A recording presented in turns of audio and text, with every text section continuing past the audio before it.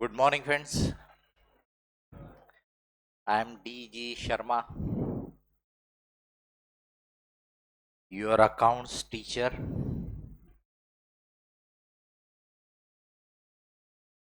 आपका ये जो सब्जेक्ट है इसको अपन अकाउंटिंग नाम से कॉल करेंगे।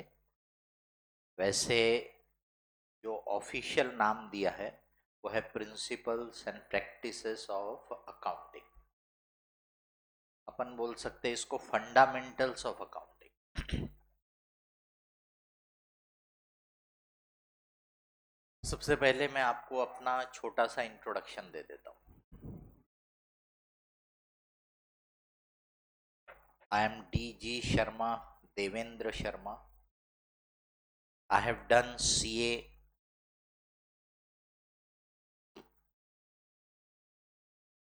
CMA, Cost and Management Accountant, जिसको पहले ICWA बोलते थे, CS कंपनी सेक्रेटरी। ये तीनों प्रोफेशनल कोर्सेस मैंने किया हुआ है। आई एम इनटू टीचिंग, या उसके पहले अगर मैं बता दूं कि मैंने CA कंप्लीट किया था 1986 में। 1986 में मैं CA बन गया था, तब आप में से कोई भी नहीं थे। ठीक है। 1987 में मैंने CMA कंप्लीट किया था। 1992 में मेरा करीब CS हो गया था, कंपनी सेक्रेटरी हो गया था। I am into teaching since 1988 से मैं टीचिंग में हूँ। यानी आप बोल सकते 36 ईयर्स हो गए, 36 साल हो गए, and almost double of your age. I have been teaching in CA foundation level, इसको अलग अलग नाम से कॉल करते हैं। कभी CA एंट्रेंस कहलाता है, कभी CA फाउंडेशन कहलाता है, बराबर, नाम बदलते रहा। तो CA फाउंडेशन लेवल में मैं अकाउंट्स बोलो, अकाउंटिंग बोलो, ये पढ़ाता हूँ। CA इंटरमीडिएट लेवल में मैं अकाउंटिंग, उसी को एडवांस अकाउंट बोला जाता है, costing, cost and management account बोलते हैं, फाइनेंशियल मैनेजमेंट, FM, ये तीनों प्रैक्टिकल सब्जेक्ट है इस करिकुलम के, इस कोर्स के। CA फाइनल लेवल में अभी तो नहीं लेता हूँ क्लास, लेकिन जब तक मैंने लिया CA फाइनल लेवल में FR, फाइनेंशियल रिपोर्टिंग, या अकाउंट्स का ही नाम है CA final level, FR financial reporting, cost and management accounting, and SFM financial management का ही नाम है, स्ट्रेटेजिक फाइनेंशियल मैनेजमेंट। ये सब्जेक्ट मैंने 1988 से पढ़ाए हुए हैं CA फाइनल लेवल में, CA इंटरमीडिएट लेवल में। मेरे बुक्स जो है, almost 10 books were published by Messrs Taxmann, all India publisher है। आजकल नहीं लिखता हूँ, क्योंकि बुक लिखना है ना, अगेन एक बड़ा रिस्पॉन्सिबिलिटी का काम रहता है, बहुत ध्यान देना पड़ता है। तो मैंने अभी बुक लिखना बंद कर दिया, लेकिन टेक्समैन को जिन बुक्स के लिए कोई को ऑथर रहता है तो फिर वो पब्लिश करते हैं। दो तीन बुक्स मेरी सेठ पब्लिशर्स ने भी पब्लिश की। ये मुंबई के पब्लिशर हैं, टेक्समैन दिल्ली के हैं। सेठ पब्लिशर्स ने बीकॉम लेवल की फाइनेंशियल मैनेजमेंट की किताब पब्लिश की थी हमारी। मेरे वीडियोस भी पहले टेक्समैन ने भी रिलीज किए थे। अभी मेरी खुद की वेबसाइट है, और जो ऑनलाइन प्लेटफॉर्म्स रहते हैं उनमें भी अवेलेबल रहते हैं। This is all about my self. छोटा सा इंट्रोडक्शन है, क्योंकि ज़्यादा कुछ बताने जैसा मेरे बारे में है भी नहीं। बस एक ही काम कर रहा हूँ इतने साल से, CA के स्टूडेंट्स को पढ़ा रहा हूँ, सिर्फ और सिर्फ CA के स्टूडेंट। मेरे प्रैक्टिस भी मैंने किया CA की, बट धीरे धीरे प्रैक्टिस से टाइम में निकालता चला गया क्योंकि मेरा टीचिंग का इन्वॉल्वमेंट बढ़ता चला गया एंड स्लोली फिर मैंने प्रैक्टिस बंद कर दिया क्योंकि ओरिजिनली मेरा एम्बिशन जो था वो सीए की प्रैक्टिस करने का ही था। मैं टीचर बनूंगा ऐसा मैंने कभी सोचा नहीं था। भले ही मेरे फैमिली में टीचर्स लोगों की भरमार है। मेरे फादर खुद टीचर करके रिटायर हुए थे। मेरे बड़े भाई साहब भी वैसे साइंटिस्ट थे लेकिन वो भी बीआरसी में ट्रेनिंग इंस्टीट्यूट में जाते थे टीचिंग के लिए भी। मेरी भाभी जी टीचर थी, मेरी बड़ी सिस्टर टीचर, मेरी और एक सिस्टर जो है वो भी रेकी की ग्रैंड मास्टर है। तो इसका मतलब टीचिंग तो पता नहीं लेकिन मुझे कभी नहीं लगा था कि मैं टीचर बनूँ, बट वो नेचुरल वे में ऐसा हो गया कि आई हैव बिकम टीचर। और स्लोली मुझे लगा कि I am more better in teaching rather then in practice, क्योंकि प्रैक्टिस में थोड़े से उल्टे सीधे काम भी करने पड़ते हैं। वो मुझे ऐसा लगा कि मेरे नेचर को सूट नहीं करते। मेरा नेचर ऐसा स्ट्रेट चलने वाला, डिसिप्लिन वे में रहने वाला, तो मुझे लगा मेरे लिए ज़्यादा अच्छा है ये। प्रैक्टिस में ऐसा रहता क्लाइंट लोग जो होते हैं अपने जिनके लिए अपन काम करते रहते हैं वो आपसे मिलने आने के लिए रात के 9 बजे का टाइम मांगेंगे, 9:30, क्योंकि वो अपनी दुकानदारी बंद करेंगे तब आना चाहते हैं। और मुझे वो बिल्कुल पटता नहीं था। मेरा ऐसा था ऑफिस में मिलना है तो 10 से लेके 5-6 बजे तक, उसमें भी मैं 10 से 1-1:30 बजे तक तो मैं वैसे भी रहता नहीं था, मेरी क्लासेस रहती थी मॉर्निंग। तो इसलिए अल्टीमेटली मैंने सोचा कि बेटर ऑप्शन है कि अपन प्रैक्टिस से धीरे धीरे विड्रॉ हो जाए। आप लोगों का इंट्रोडक्शन तो मैं नहीं लूँगा क्योंकि मेरी मेमोरी बहुत शॉर्ट लिव्ड है। अभी पूछूंगा, कल फिर से आपका नाम भूल जाऊंगा, फिर आपको बुरा लगेगा, है ना, कि कल तो बताया था। इससे अच्छा है कि जब भी मुझे आपका इंट्रोडक्शन देखने की इच्छा होगी, टाइम रहेगा, तो ऑफिस के रिकॉर्ड में आपकी सबकी रजिस्ट्रेशन फॉर्म होगा सुंदर फोटोग्राफ के साथ, है ना। जब भी लगेगा मैं उसमें से देख लूँगा। अभी मैं सिर्फ आपसे दो चीज़ें जनरल पूछ। नंबर वन, कि आप में से कितने बच्चे हैं जो 10th क्लास तक बोलिए या 12th क्लास तक हिंदी मीडियम या मराठी मीडियम से पढ़े हुए, हिंदी मराठी या जो भी अपना वर्नेक्युलर लैंग्वेज है उसमें पढ़े हुए हैं? वो तो हाथ उठा सकते हैं। दो चार बच्चों ने हाथ उठाया, कुछ और भी हो सकते, संकोचवश नहीं उठा रहे होंगे। हाँ, दो चार बच्चे दिख रहे हैं, ठीक है। तो मैं खुद आपकी जानकारी के लिए बता दूं, मैं खुद 10th क्लास तक हिंदी मीडियम से पढ़ा, ठीक है। तो जब मैंने 11th क्लास कॉलेज ज्वाइन किया, जीएस कॉलेज ऑफ कॉमर्स, वहाँ जब लेक्चरर लोग लेक्चर देते थे तो सर के ऊपर से जाता था, कुछ समझता ही नहीं था क्या बोल रहे, क्योंकि उसके पहले कभी सुने नहीं थे। जब लिखते थे वो लोग डिक्टेशन देते थे, अब कॉलेज में है तो वो लोग बोलते चले जा रहे लिखो, तो भी कोशिश करते थे लिखने की नोटबुक।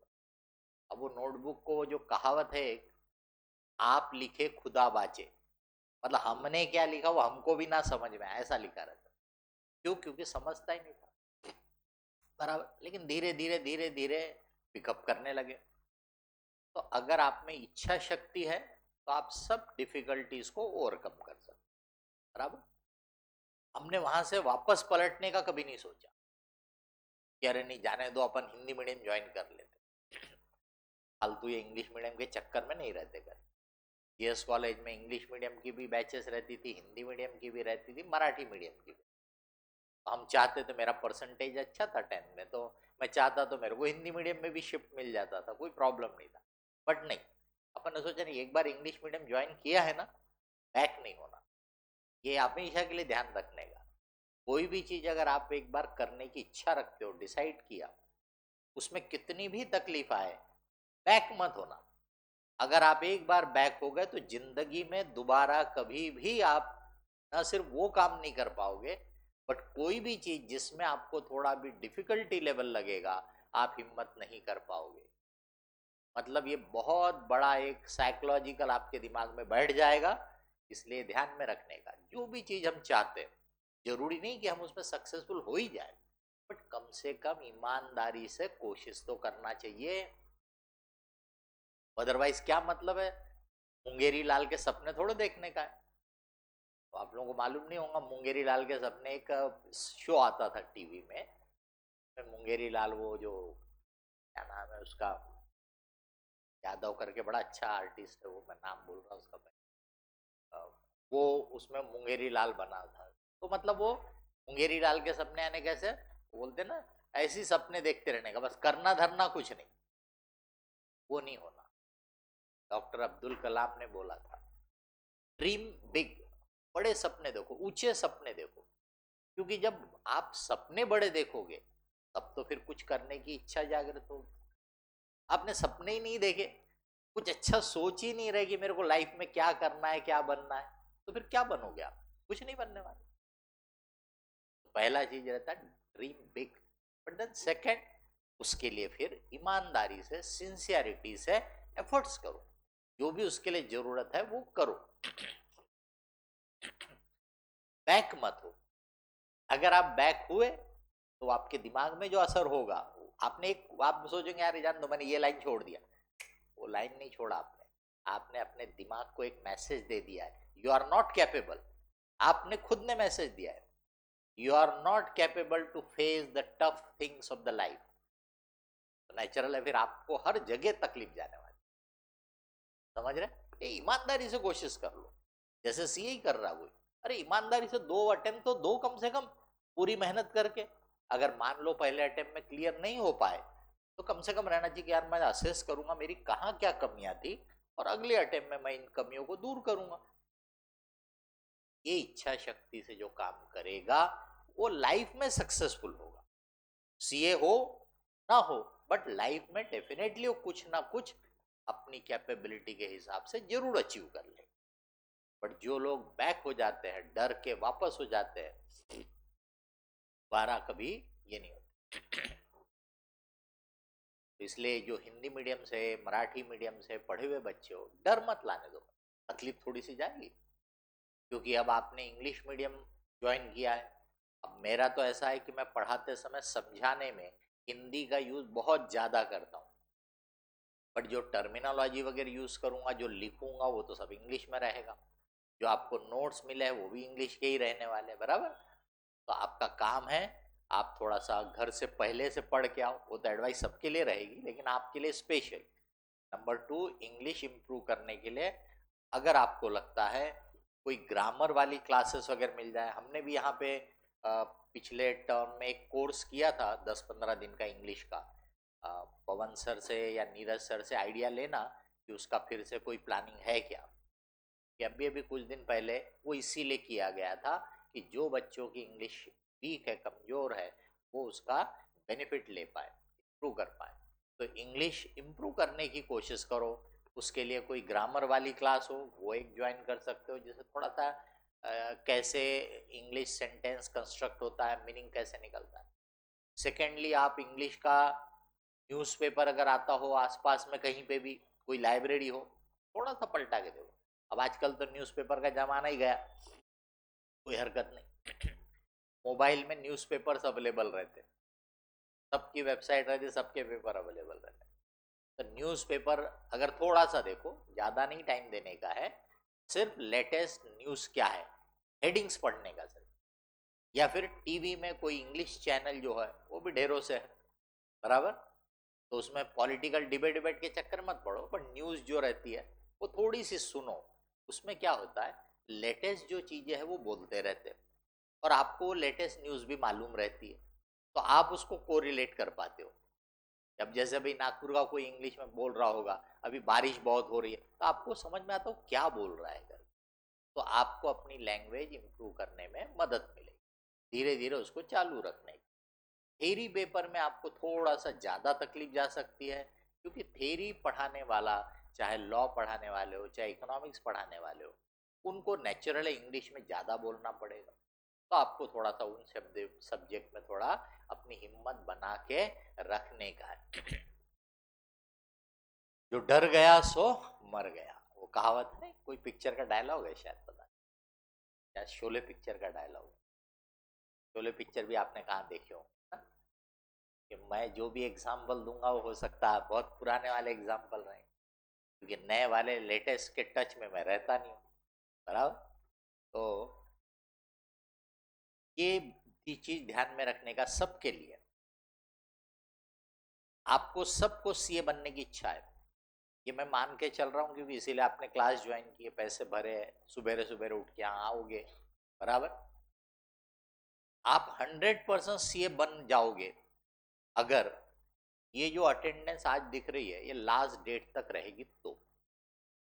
बड़ा फ्रस्ट्रेशन होता है, मैं तो इतने साल से पढ़ा रहा हूँ, ये अटेंडेंस दिन पे दिन घटते चले जाते, मतलब वही जो मैंने अभी बोला, हिम्मत हारते चले जाते हैं। किस वजह से?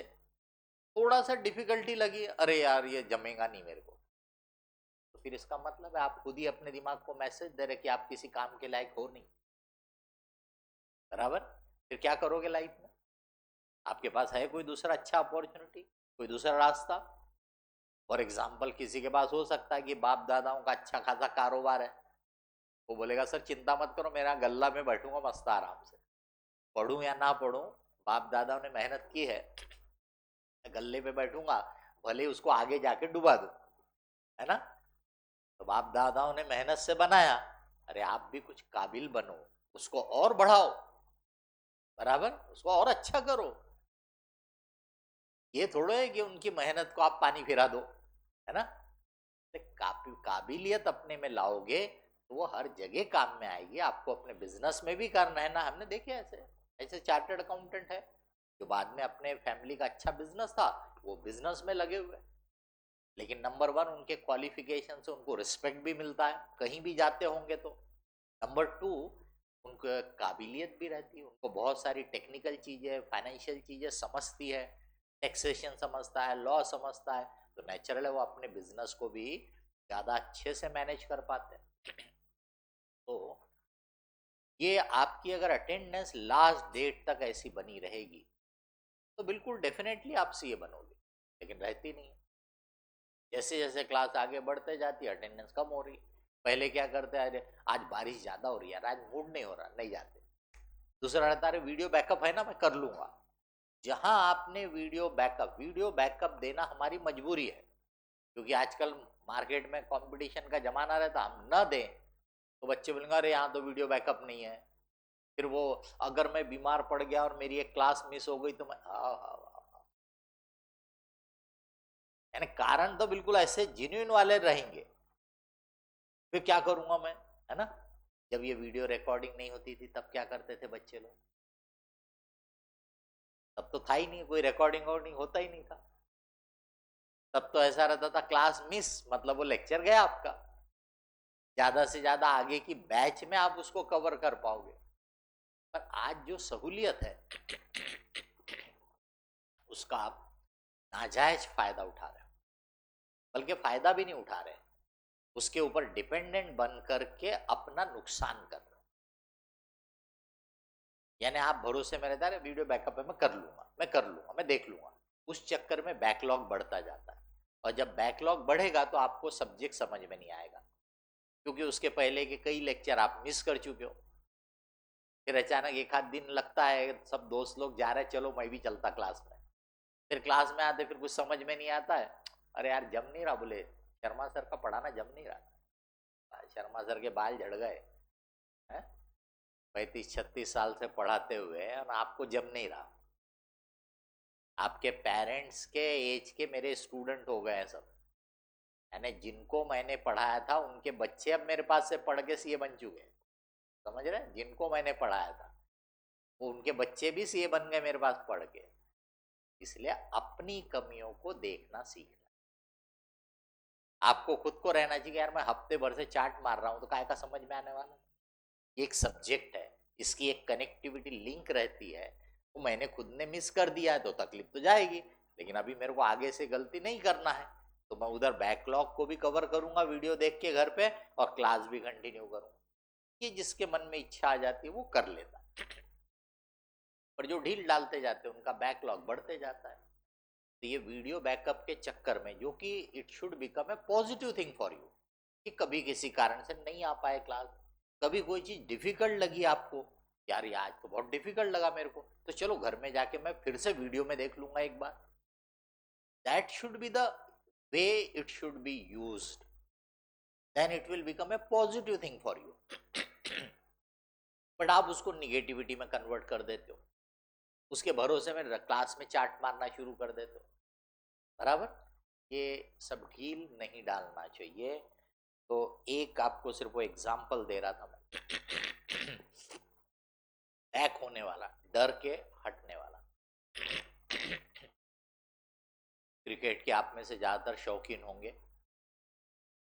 Worst game for audience, good for the player but worst for the audience. देखने वालों के लिए सबसे बेकार खेल है। आपकी जानकारी के लिए मैं खुद बचपन से क्रिकेट ही खेलता था, बहुत खेला। ये यहाँ रामनगर ग्राउंड है, बचपना पूरा हमारा क्रिकेट खेलने में ही गया। भरी गर्मी में खेलते रहते, बराबर। तो अच्छा खेल लेते थे, तेंदुलकर नहीं थे पर अच्छा खेल लेते थे, बराबर। अपने लेवल में बॉलिंग बैटिंग दोनों बढ़िया कर लेते थे। इसलिए जब थोड़े बड़े हुए तो टीवी में क्रिकेट देखना, पहले तो रेडियो में सुनते थे, पहले तो टीवी था नहीं, तो रेडियो में वेस्ट इंडीज में मैच चलते रहती थी, उसके वीडियो रात में 12 सॉरी ऑडियो उसका रात में 12 बजे वगैरह तक आता था, 11:30 बजे फिर बंद हो जाता था, क्योंकि तब तो आजकल 24 घंटे वाला सिस्टम है, तब नहीं रहता था। फिर वो जो बाद का मैच का रिकॉर्डिंग रहता था, उसका ऑडियो सुबह 4:30 बजे वगैरह से शुरू होता था। हम उठते थे बराबर, मेरे फादर को भी शौक था, वो मुझे उठा देते थे, 4:30 बजे से उठे फिर कमेंट्री सुन रहे मस्त, इतना शौक था उसका। लेकिन जैसे जैसे समझदारी आई, ऐसा लगा this is the worst game for the audience. देखने वालों के लिए सबसे बेकार खेल है, क्योंकि आप इतना समय उसके चक्कर में दे देते हो। पहले टाइम रहता था, आज टाइम की कीमत बहुत ज्यादा हो गई, आज टाइम बहुत कम है आपके पास, इसलिए क्रिकेट देखने का शौक मत रखो। कभी कदार मूड हुआ तो हाइलाइट्स वगैरह देख लो। ये पहले कैसा रहता था, कभी कभी मैचेस होती थी, आजकल तो आए दिन मैचेस होते रहते। ऊपर से आईपीएल शुरू हो गया, 2-2.5 महीने का चलता रहता पूरा। वो 2-2.5 महीने जितने क्रिकेट के शौकीन है, कुछ काम धंधा करते नहीं, पढ़ाई लिखाई करते नहीं, वो पूरा ध्यान उसी में रहता। अच्छा, रोज मूड खराब भी होता है, क्योंकि अपनी कोई ना कोई पसंदीदा टीम बन जाती है। ये तो मेरी टीम है, तुम्हारी है, मिल रहा तुम्हारे को उसमें से कुछ लड्डू पेला खाने के लिए है। लेकिन बन कैसे जाता, अपन अपने आप को इमोशनली जोड़ देते किसी भी कारण से। किसी को वो सिटी का है इसलिए उससे वो टीम से है, किसी को रहता नहीं वो हमारे शाहरुख खान की टीम है बोले, है ना, हमारा शाहरुख खान जा रहा होगा ना कहीं से तो आपको टाटा बाय बाय भी नहीं करेगा, समझे। लेकिन नहीं, हमारा शाहरुख खान, तो उसकी टीम भी हमारी। अब उसकी टीम अगर हारी तो समझ लो हमारा तो मूड सबसे ज्यादा खराब हो जाता है। ऐसे हमारे पर असर होता है, तो इमोशनली डिस्टर्ब्स अस लॉट। इसलिए देखो मत, खेलो। आप क्रिकेट खेलते होंगे ना, शौक से खेलो बिल्कुल, हफ्ते में एक आध दिन छुट्टी निकाल लो, संडे वनडे को जब रहा टाइम, 5, 10, 15 दोस्त जो हो, ग्रुप हो, या खेलो। कोई भी स्पोर्ट जो आप खेलते हो, ये धड़क खेलो, लिमिटेड वे, टाइम प्लान करके। यहाँ कैप्स में भी हम लोग काफी एक्टिविटी कराते रहते हैं, स्पोर्ट्स भी होता रहता है। पास में एक टर्फ है, तो जिस दिन कुछ टाइम वाइम अवेलेबल रहा तो पवन सर, नीरज सर लेके चले जाते हैं खिलाने के लिए। तो एक्टिविटी कुछ ना कुछ होते रहती, फिजिकल एक्टिविटी में इन्वॉल्व हो। ये टीवी में देखने का काम मत करो, बंद कर दो। आपके पास बहुत वैसे भी टाइम टीवी में, अपने मोबाइल में आप लोग बहुत वेस्ट करते हो। सोशल मीडिया से अपने आप को हटा लो, सीए बनना है तो।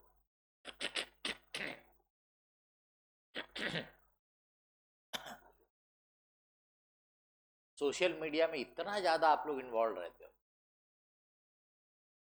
इधर से किसी ने मैसेज फॉरवर्ड किया, उसने भी खुद ने नहीं बनाया, तो भी कहीं से आया था, उसने आपको भेज दिया, फिर आपको ड्यूटी बनती है कि उसको लाइक भेज दें। मैसेज पढ़ा नहीं, मैसेज पढ़ा भी नहीं, खोला भी नहीं होगा, बट उसको लाइक भेज दिया। क्यों? क्योंकि बोले जब अपन कुछ करेंगे तो फिर उसका लाइक आना चाहिए, है ना। यानी हमारा पूरा जो ध्यान है सुपरफ्लुअस दुनिया में लगा है, हम अपने आप पे बिल्कुल भी विश्वास नहीं करते। जब दूसरा हमारी चीज को लाइक भेजता है तब हमको लगता है कि हम अच्छे हैं। कैसे चलेगा? अपने आप पे तो विश्वास करो, है? टेढ़े मुंह की सेल्फी खींचते हो, सोशल मीडिया में डालते हो और फिर इंतजार करते रहते लाइक किसका आया, फिर जो किसी की उम्मीद रहती किसका लाइक आना चाहिए, नहीं आया, रुक जा बेटा अभी मैं भी देखता हूँ, है ना, मैं भी तेरे को लाइक नहीं करूँगा। क्या लगा के रखे? कोई अच्छा कुछ कर रहे हो, मान लो कहीं घूमने गए थे वहां की फोटो खींच के डाली, इट्स ओके। कुछ खेल रहे थे उसमें कुछ अच्छा किए उसकी फोटो डाली, ये बात है। बेफिजूल दिन रात बैठे धड़े कुछ न कुछ बस फोटो खींचने का, सोशल मीडिया में डालने का, और फिर दूसरों की फोटो देखते रहने का, फिर लाइक डिसलाइक ये करते रहने का, फिर गिनती लगाते रहने का कितने लाइक्स हुए तो मेरे फॉलोअर कितने। ये सब ऐसा नशा है जिसमें अच्छे अच्छे यूट्यूबर डूब गए हैं, सुसाइड तक कर लेते बच्चे लोग, क्योंकि शुरू में बढ़ता जाता है ना, एक समय आता है स्टैग्नेंट हो जाता, फिर फ्रस्ट्रेशन आने लगता है, मेरे वीडियो कोई लाइक नहीं कर रहा, कोई लाइक नहीं कर रहा। इसलिए ये सब चक्कर में मत पड़। आपने एक अच्छा करियर चूज किया है, उस पर ध्यान दो, उस पर फोकस करो। सोशल मीडिया को जब अपन बहुत थक गए, अपने को एंटरटेनमेंट चाहिए, थोड़ा मूड चेंज करना चाहिए, आपको म्यूजिक का शौक हो, म्यूजिक सुन लो, आपको कुछ कॉमेडी वॉमेडी का कोई शो अच्छा लगता थोड़ा देर वो देख लो, बराबर। वो जो सीरियल आते ना सास बहू वाले, एकता कपूर ब्रांड वाले, वर्स्ट थिंग, देखना ही नहीं। मम्मी देखती होंगी, मम्मी के पास फुर्सत है देखने देने का, आप मत देखो, समझ रहे? ये सब सीरियल वीरियल जितने हैं कॉमेडी वाला है, या वो जो क्या बोलते हैं आपके रियलिटी शो वगैरह, उसमें आपने कुछ देखा, वो भी ऐसा नहीं कि बहुत ज्यादा देखो, बट टाइम रहा, चलो यार कोई अच्छा वो रियलिटी शो चल रहा है, बच्चे लोग डांस कर रहे हैं, बच्चे लोग और कुछ कर रहे हैं, आप देख रहे हो, उससे इंस्पायर हो, मोटिवेटेड हो, वो चलेगा।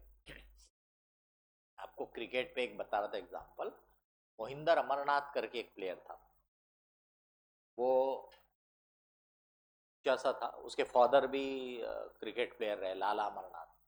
ये मोहिंदर अमरनाथ जब वो क्रिकेट खेलने आता था तो फास्ट बॉलर लोगों को समझ में आ गया था कि एक तो हाइट ज़्यादा है और ये थोड़ा सा लेजी टाइप का लगता था, तो वो बाउंसर मारने का उसको, और वो बाउंसर मारा कि वो हड़बड़ा के या तो कभी गिर पड़ता था, कभी उसकी बैट लग गई कैच हो गया, मतलब वो उसका ऐसा हुआ कि एक पर्टिकुलर टूर्नामेंट में बार बार बार बार इसी वीकनेस से आउट होता गया, टीम से हटा। शायद 1 साल या 2 साल उसने मेहनत किया, मतलब उसने हिम्मत नहीं आ रहा, उसने मेहनत किया, उसके बाद जब वापस वो आया टीम में, अब जहां कोई बाउंसर मारता था उसको उठा के वो सिक्सर पे कन्वर्ट कर देता, मतलब उसने हिम्मत नहीं आ रहा, उसने अपनी वीकनेस को अपना स्ट्रॉन्ग पॉइंट बना डाला। जो वर्ल्ड कप जीता था इंडिया 1983 का था क्या, फर्स्ट वर्ल्ड कप, उसका वो प्लेयर था मोहिंदर अमरनाथ, उसके वीडियो अगर देखोगे तो उसमें मिलेगा, और वो फाइनल जीतने में उसका भी बड़ा कंट्रीब्यूशन था, शायद 2 विकेट उसने भी लिए थे, तो मैं एक आपको एग्जाम्पल दे रहा था, आपके जिंदगी अभी शुरू हो रही है प्रोफेशनल, एटलीस्ट ये 10th 12th के बाद से अपने को एक करियर चूज करना पड़ता है कि अब मैं क्या करूं। 10th तक तो कॉमन एजुकेशन रहता है, तो मैं हमेशा बोलता हूँ 10th तक का जो एजुकेशन है उसमें हमारे लिए ज़्यादा फोकस होता है कि हम एक अच्छे इंसान बने, हमको हिस्ट्री पढ़ाई जाती है, हमको और सोशल साइंसेस पढ़ाए जाते हैं, हम में अच्छे संस्कार आए, हमारे पेरेंट्स भी इसकी कोशिश करते हैं कि हम एक अच्छे इंसान बने, वो लोग भी हमको अच्छी अच्छी शिक्षा देते रहते हैं। लेकिन 10th 12th के बाद से अब हमको करियर चूज करना है, हमको किसी काबिल बनना है, बराबर। एजुकेशन के मेरे मन नज़र में 2 ही उद्देश्य होते पढ़ाई के, एक हम अच्छे इंसान बने और एक हम किसी काबिल बने। तो अब ये जो जर्नी आपकी शुरू हो रही है ये किसी काबिल बनने की, और आपने चूज किया है सीए का करियर, सीए की लाइन, तो पूरी ईमानदारी से उस पर काम करना चाहिए। आप में से सभी कैपेबल हो सीए बनने के, लेकिन एक प्रोफेशनल कोर्स है, बराबर, तो नेचुरल है उसको इतनी वैल्यू मिल रही है क्योंकि वो बहुत टफ है, आसानी से नहीं होता। बट कोई भी टफ चीज होगी तो इसका मतलब ये है क्या कि हमको सिर्फ आसान वाली चीज मिलना चाहिए करके, तो आसान वाली चीज लोगे तो फिर उसकी वैल्यू नहीं रहने वाली। बराबर।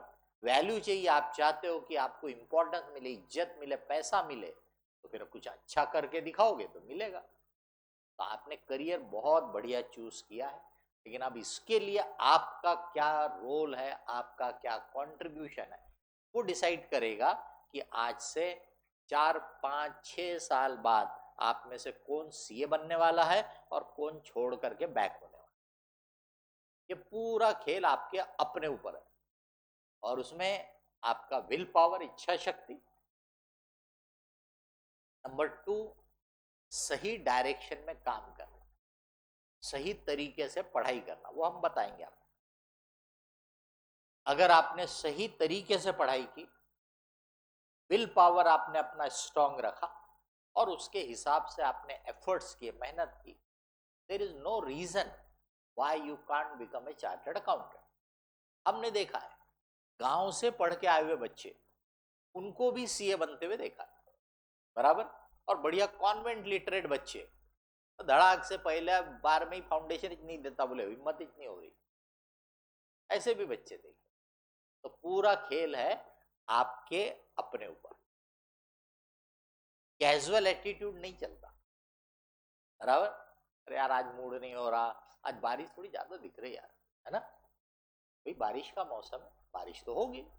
आपको पता है कि आपके घर से आपकी क्लासेस कितना दूर है, हिसाब से निकलो, रेनकोट पहन के निकलो। लोकल अवेलेबल होगी तो मेट्रो वेट्रो में आ जाओ, बस में आ जाओ। ऐसे प्लानिंग कर लो कि भी बारिश है, मेरे को जब जब बारिश का प्रॉब्लम रहेगा मैं कैसे जाऊंगा करके। बहानेबाजी करना चाहोगे तो हर चीज का बहाना मिल जाएगा, और उससे आपका कुछ भला नहीं होना, समझ रहे। तो इसलिए बहाने मारना तो बिल्कुल बंद कर दो। किसी ने दोस्त ने बोला यार चलो पिक्चर देखने चलते हैं, नई पिक्चर है, अरे जाओ ना, बट क्लास के टाइम पे ही जाना पड़ेगा क्या? क्लास चार्ट मार के जाना ही चलेगा क्या? ये कॉलेज की क्लासेस नहीं है, कॉलेज में चलता है क्योंकि वहां कुछ पढ़ाई होती नहीं है, बराबर। चल रहा है एक ही टॉपिक चलेगा तो वही चल रहा है महीनों महीनों, तो इसलिए आपने कितने ही बार चार्ट मारे उससे कुछ फर्क आपकी पढ़ाई में पड़ता नहीं है। लेकिन ये प्रोफेशनल कोर्स की क्लासेस, एक दिन आपने बंक किया, आपके 4 5 लेक्चर गए, आपको दूसरे दिन ही तकलीफ पता चलेगी, अरे यार आज थोड़ा सा नया लग रहा, समझ में नहीं आ रहा। क्यों? क्योंकि पिछले दिन काफी कुछ पढ़ा दिया होगा।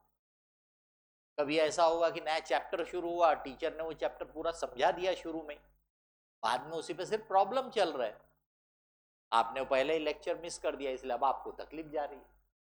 ये ध्यान में रखने का। तो आपसे मैंने हिंदी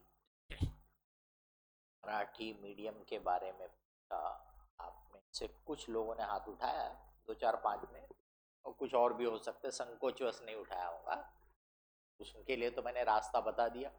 जहाँ तक इंग्लिश मीडियम से पढ़े हुए बच्चे हैं, यानी कि बाकी के 95% बच्चे इंग्लिश मीडियम कॉन्वेंट लिटरेट बच्चे लोग हैं, इनको इंग्लिश के मामले में कुछ भी सजेशन दूंगा, ये कान से सुनेंगे, ये कान से निकाल देंगे, बराबर, करने वाले हैं नहीं। लेकिन आप खुद रियलाइज कर लेना, खुद चेक करना कि आपकी इंग्लिश कैसी है। मेरा एक्सपीरियंस बोलता है कि कॉन्वेंट पढ़े हुए बच्चे, एटलीस्ट आप बोल सकते हैं कि 95% की इंग्लिश तो बिल्कुल बेकार है, समझ रहे। 5% बच्चे रह सकते हैं जिनकी इंग्लिश अच्छी हो, बाकी सबकी इंग्लिश बिल्कुल बेकार रहती है। मैं अपने एक्सपीरियंस पे से बता रहा हूँ। आप कुछ लिखो या आपस में इंग्लिश में बात करो और उसको मोबाइल में रिकॉर्ड कर लो, जो भी ग्रुप है आपका, 5 10 लोग आपस में इंग्लिश में बात करेंगे, चलो अपन आधा घंटा 1 घंटा कुछ भी बात रिकॉर्ड कर लो, और किसी आप ही के पेरेंट्स हो, किसी के भी पेरेंट्स जो थोड़े से इंटरेस्ट लेते हो इन चीज़ों में, उनको बोलना ये वीडियो सुन, अपना ऑडियो सुनो और बताओ कि इंग्लिश कैसी है करके, वो खुद ही बता देंगे आपको, बराबर। जो इंग्लिश लिखते हैं न सिर न पैर, कोई ग्रामर का ढंग का यूज ही नहीं होता उसमें, कहाँ इज लिखना, कहाँ वॉज लिखना कोई ध्यान नहीं है, कहाँ मे लिखना, कहाँ मस लिखना, कुछ ये नहीं है, ग्रामर सब गायब रहता है। और इसका एक सबसे बड़ा कारण आपका ये मोबाइल भी हो गया, चैटिंग करते हो आपस में, है ना, ऐसे शॉर्ट में करते हो कि दूसरे को समझ में नहीं आए, उसके चक्कर में ना आप अपने आप को शॉर्ट करते जा रहे हो, आपका ही लैंग्वेज खराब होते जा रहा है। तो लैंग्वेज पे आपको भी देखना है, आप चेक करो कि आपकी लैंग्वेज बराबर है या नहीं है। बराबर। आगे बढ़ने से पहले मैं आपको एक स्टोरी सुना देता। स्टोरी तो थोड़ा पहले ही सुना देना था, शुरू में ही। मैं बोलना शुरू होता हूँ तो फिर ध्यान से हट जाता है। एक बिजनेसमैन रहता है, उससे मिलने के लिए उसका दोस्त बाहर से आया हुआ रहता है। दोनों दोस्तों की अच्छी गप्पेबाजी चलते रहती है। तभी उस बिजनेसमैन को अपना एक काम याद आता है। बिजनेस वाले जो लोग होते हैं ना, वो हमेशा अपने बिजनेस को प्रियोरिटी देते हैं। तो गप्पेबाजी चल रही, चलने देंगे, लेकिन पहले बिजनेस का काम याद आ गया। तो वो अपने बच्चे को, बेटे को बुलाते हैं। ऐसा समझ लो आप ही के एज का, 12th पास हुआ था। वो बच्चा जैसे उनके पास आता है, उसको एक तमाचा मारते। तमाचा समझता ना सबको, प्रैक्टिकल की जरूरत नहीं है। डरो मत, मैं इससे नीचे जाता ही नहीं। मैं 35 साल में मैं यहाँ से कभी वहां जाता नहीं, कभी नहीं। कोई भी क्लासरूम हो, मैं कभी आगे नहीं जाता। एक आधे बार कभी पहले रहता था, सर बोर्ड में दिख नहीं रहा, छोटा हो रहा, तो एक आध बार चेक करने के लिए जाता हूँ कि बोर्ड में बराबर दिख रहा कि नहीं। अदरवाइज मैं कभी यहाँ से उतरता नहीं। ये डायस मेरी लक्ष्मण रेखा है। समझ रहे? लक्ष्मण रेखा मालूम है ना, रामायण रामायण थोड़ा बहुत मालूम है कि नहीं है? हाँ। तो मैं इसको क्रॉस करता ही नहीं। जब मेरा लेक्चर खत्म हुआ कि फिर सीधा बाहर जाता हूँ। इसलिए मैं कभी भी आऊंगा नहीं आपके पास, कभी भी आपकी नोटबुक चेक नहीं करूंगा। बिल्कुल क्लियर बता रहा हूँ। मैं आपको जिम्मेदार बनाना चाहता हूँ। मैं आपको कोई प्राइमरी के बच्चों को नहीं पढ़ा रहा कि रोज बुला के नोटबुक लिखे कि नहीं, होमवर्क किए कि नहीं। प्राइमरी के बच्चे थोड़ो आप करियर बनाने के लिए आए हो। अगर आपको अपना भला बुरा नहीं समझता, then why should I bother. मेरा काम है पढ़ाना, मैं पढ़ाऊंगा। आपको जिंदगी में कुछ बनना है, फिक्र आपको करना पड़ेगा। हम नहीं चेक करने के लिए आने वाले, मैं तो कम से कम नहीं आने वाला। बराबर। आपकी रेगुलर टेस्ट होगी, सब होगा। टेस्ट पेपर सेट करने वाले लोग हैं, वैल्यूएशन करने वाले लोग हैं। आपको कोई जरूरत रही तो आप उनसे पूछ सकते हो। सब फैसिलिटी अवेलेबल रहेगी। करना आपको है, क्योंकि सी आपको बनना है। बराबर। तो बच्चा जैसे ही आता है, उसके फादर ने उसको एक तमाचा मारा और उसके हाथ में एक पैकेट दिया क्रॉकरी का। उसका क्रॉकरी का कारोबार, और उसको समझाया कि ये बहुत वैल्यूबल क्रॉकरी है, इसको ध्यान से लेके जाओ, और एड्रेस बताते कहाँ दे के आना है, और वहां पे ये पहुंचा के आ जा। तो जो फ्रेंड रहता उस बिजनेसमैन का, उसको बड़ा अनईजी लगता रहता है कि इसने इस मासूम बच्चे को मार दिया, पनिश कर दिया, जबकि बच्चे ने तो कोई गलती किया नहीं। तो जैसे ही वो बच्चा निकल जाता है, वो फ्रेंड अपने बिजनेसमैन फ्रेंड से बोलता है, why have you punished him? तुमने उसको पनिश क्यों किया? बच्चे ने तो कोई गलती किया नहीं। उस बिजनेसमैन का जवाब सुनो, I am not one of those fools. मैं उन बेवकूफों में से नहीं हूं जो नुकसान होने के बाद पनिशमेंट दे। बोले वो बच्चा है, बोले कैजुअल है, मस्ती के मूड में रहता है, क्रॉकरी दे दूंगा, वो उठक पिटक करते हुए जाएगा, बोले गिरा देगा, वो क्रॉकरी टूट गई तो बोले मैं उसको एक नहीं 4 तमाचे भी मारूंगा तो मेरी क्रॉकरी थोड़ी वापस आने वाली है। I have not punished him, I have only cautioned him. मैंने सिर्फ उसको वार्न किया ताकि वो केयरफुल रहे, अलर्ट रहे, गलती ना करे। डॉक्टरी की लैंग्वेज में एक वर्ड होता है, prevention is better than cure. बीमार पड़ो फिर दवाई लो, ये करो वो करो, है ना? उससे बेटर है कि आप योगा प्राणायाम करो रामदेव बाबा के, बीमारी नहीं पड़ोगे। यानी केयर लो, खाने पीने में केयर लो, जो आपके मम्मी पापा भी बताते होंगे। अच्छा हेल्दी फूड लो, शौक से खाओ ना, समोसे खाओ, पिज्जा खाओ, बर्गर खाओ, शौक से खाओ, कभी कभी खाओ। बराबर। लेकिन रेगुलर डाइट अच्छी रखो, बढ़िया योगा प्राणायाम करो, एक्सरसाइज करो, थोड़ा घूमो फिरो, थोड़ा स्पोर्ट्स भी खेलो। देखो बढ़िया फिट रहोगे, बीमारी नहीं पड़ोगे। बराबर। ये आपके लिए भी ये स्टोरी बताने का पर्पज हुई है। मैं अभी आपको सिर्फ वार्निंग दे रहा हूँ, समझ रहे? मैं आपको सिर्फ वार्निंग दे रहा हूँ, क्योंकि अगर मैं कोर्स खत्म होने के समय बोलूंगा तो आप बोलेंगे सर पहले बताना था ना, हम तो कितने मासूम प्यारे से बच्चे हैं, आप पहले बताते तो हम बराबर वही करते थे। इसलिए मैंने पहले ही बता दे रहा हूँ। पढ़ाना बाद में शुरू करूंगा, पहले आपको बता दे रहा हूं कि क्या क्या चीजें ध्यान देने की होती है, बराबर।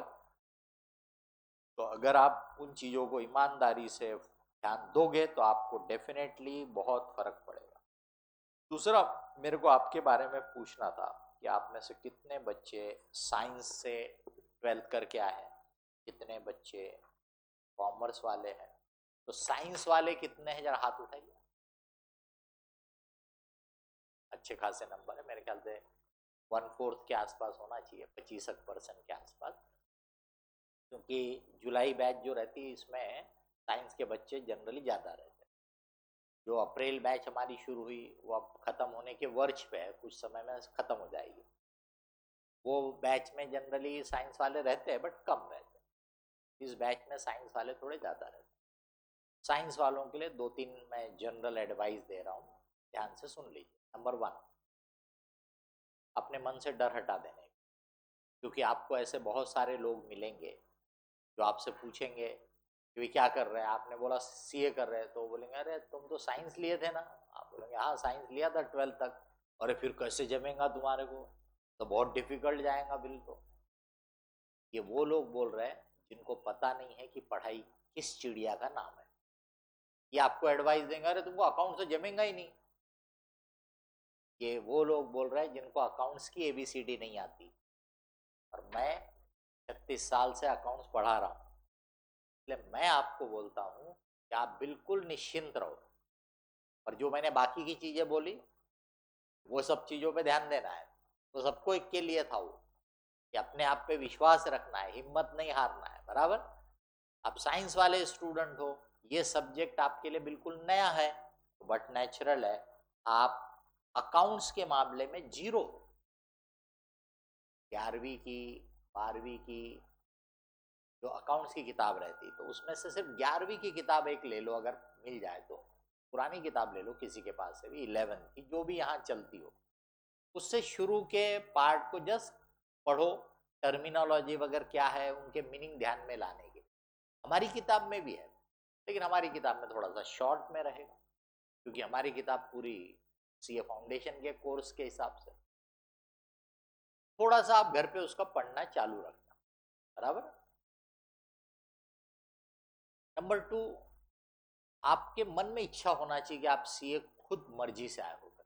तो कभी कभी क्या होता है, कोई बच्चे की इच्छा इंजीनियरिंग की थी या मेडिकल की थी, बट किसी कारण से उसको उसके जो चॉइस की लाइन थी वो मिल नहीं पाया। एडमिशन का प्रॉब्लम रहता वहां पे, कैपिटेशन फीस रहती, प्राइवेट में जाएंगे तो लाखों रुपए में, तो कई बार बच्चा नहीं कर पाता है।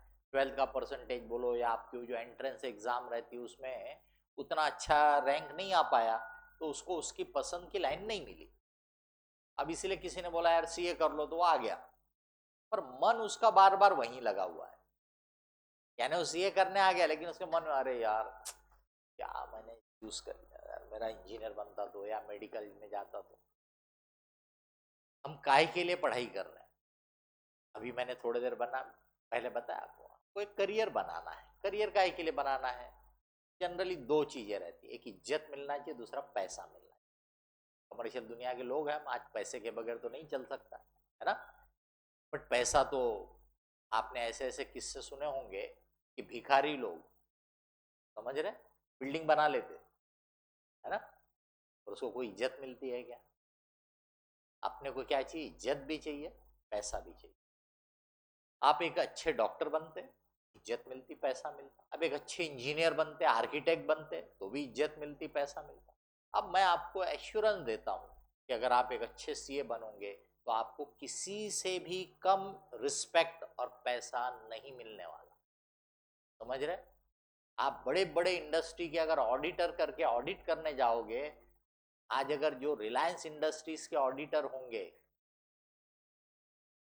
मुकेश अंबानी भी उनसे रिस्पेक्ट से बात करता हुआ, समझ रहे, सर बोल के बात करता होगा। इसका मतलब आपका स्टेचस जो रहेगा बहुत ही ऊंचा रहेगा। अगर आप अपने आप को उस काबिल बनाओगे तो इज्जत है, पैसा है, किसी भी तरीके से कम नहीं है, ना डॉक्टर से कम है, ना इंजीनियर से कम है, ना आर्किटेक्ट से कम है। नंबर 2, एडमिशन का कोई चक्कर नहीं है यहाँ पे। वहां तो आपको एडमिशन के लिए स्ट्रगल करना पड़ रहा था, यहाँ एडमिशन का कोई इशू नहीं है, क्योंकि सी इंस्टीट्यूट का ये ओपन एजुकेशन का सिस्टम है, कोई कॉलेज या उसकी सीट लिमिटेड है ऐसा कोई चक्कर ही नहीं है, बराबर। नंबर 3, वहां पे आप कौन से यूनिवर्सिटी से इंजीनियर बन के निकल रहे हैं, कौन से कॉलेज से आपने किया है, ये भी मायने रखता है, बराबर। आप बड़े अच्छे इंस्टीट्यूट के आईआईटी के इंजीनियर निकलोगे तो नेचुरल है, वो तो अलग है। आईआईटी नहीं तो एनआईटी के निकलोगे तो भी चलो अच्छी बात है। उससे और नीचे जाते जाओ, नागपुर यूनिवर्सिटी में भी बहुत इंजीनियरिंग कॉलेज है, बराबर। निकलो इंजीनियर बन के, कोई पूछता नहीं, समझ गए। तो इसका मतलब हाँ उसका डिस्टिंक्शन रहता है। सीए में ऑल इंडिया में कहीं से भी कोई भी बच्चा सीए कर रहा होगा, एक ही इंस्टीट्यूट की एग्जाम है, एक ही पेपर रहता है हर जगह, बराबर। इक्वल वैल्यू रहती है।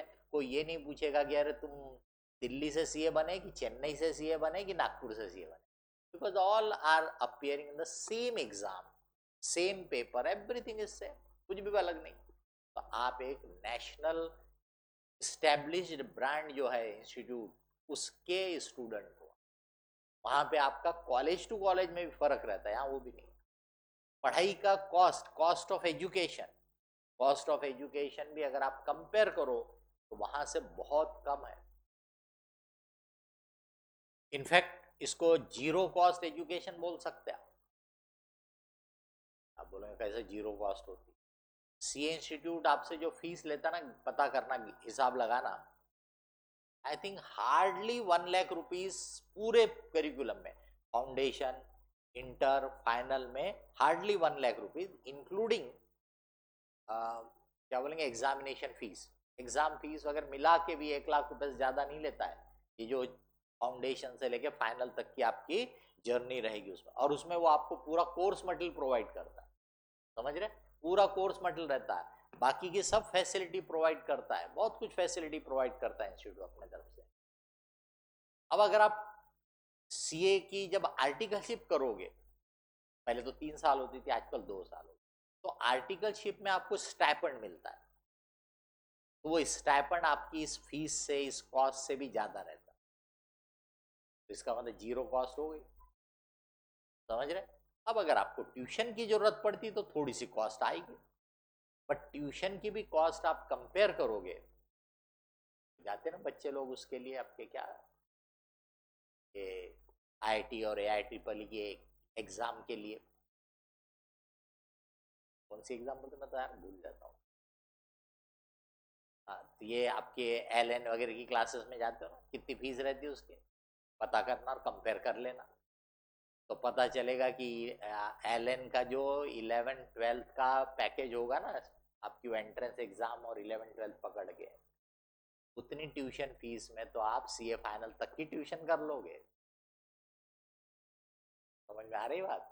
तो मतलब हर तरीके से ये अच्छा कोर्स है, आपने अगर एक बार चूज कर लिया इसको तो मन से इसके साथ जुड़ जाओ, आज के बाद आपके मन में इफ एंड बट नहीं आना चाहिए, ये मान लेना चाहिए कि शायद मेरी डेस्टिनी में यही है।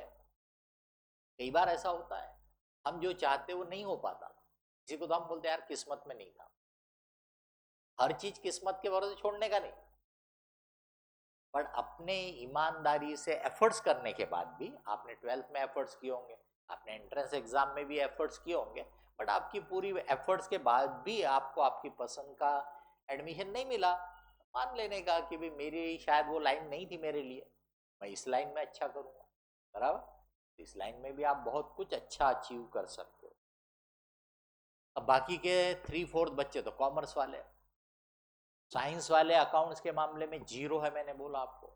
अगर इनके कंपैरिजन में मैं कॉमर्स वालों को रैंक करूं, आपने 2 साल अकाउंट्स पढ़ के आए 11वीं 12वीं, तो मैं बोलूंगा कि कॉमर्स वाले जो है, मेरा पेन भी रुक गया, क्या बात है, चल रहा है वो, जरा मेरा पेन भी डर गया क्या लिखने वाला, लिखिए क्या है लिखा, माइनस, माइनस जीरो से छोटा होता कि बड़ा होता बताने की जरूरत नहीं है। इसका मतलब ये हुआ कि आपकी स्थिति साइंस वालों से खराब है। समझ में आ रहा है क्या बोल रहा हूँ?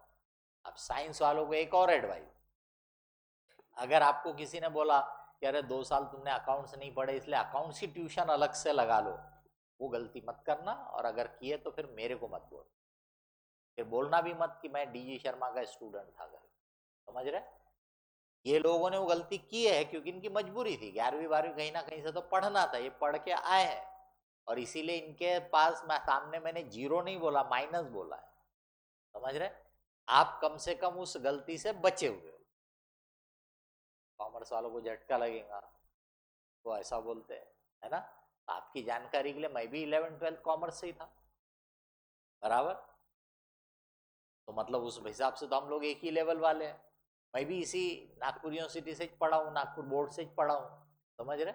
ये जीएस कॉलेज का जो स्टूडेंट था मैं भी। इसलिए मैं जो बोल रहा हूँ ना, अपने इतने साल के एक्सपीरियंस पे से बोल रहा हूँ। लेकिन नेचुरल है, आप मेरी बात पे क्या को विश्वास करोगे, इसलिए मैं आपको 2 एग्जाम्पल दे रहा हूँ। और छोटे मोटे एग्जाम्पल देने में मतलब नहीं रहता, तो मैं आपको टॉपर के एग्जाम्पल दे रहा हूँ, बोर्ड के टॉपर का। आजकल तो शायद बोर्ड में रैंक वैंक डिक्लेयर करना मना कर दिए ना आजकल। बोर्ड में रैंक आता है क्या आजकल? बोर्ड में रैंक नहीं देते, वो सिटी टॉपर वगैरह अनऑफिशियली ये होता है, बाकी पहले रैंक आते थे। तो मैं तब की बात बता रहा हूँ। 12th कॉमर्स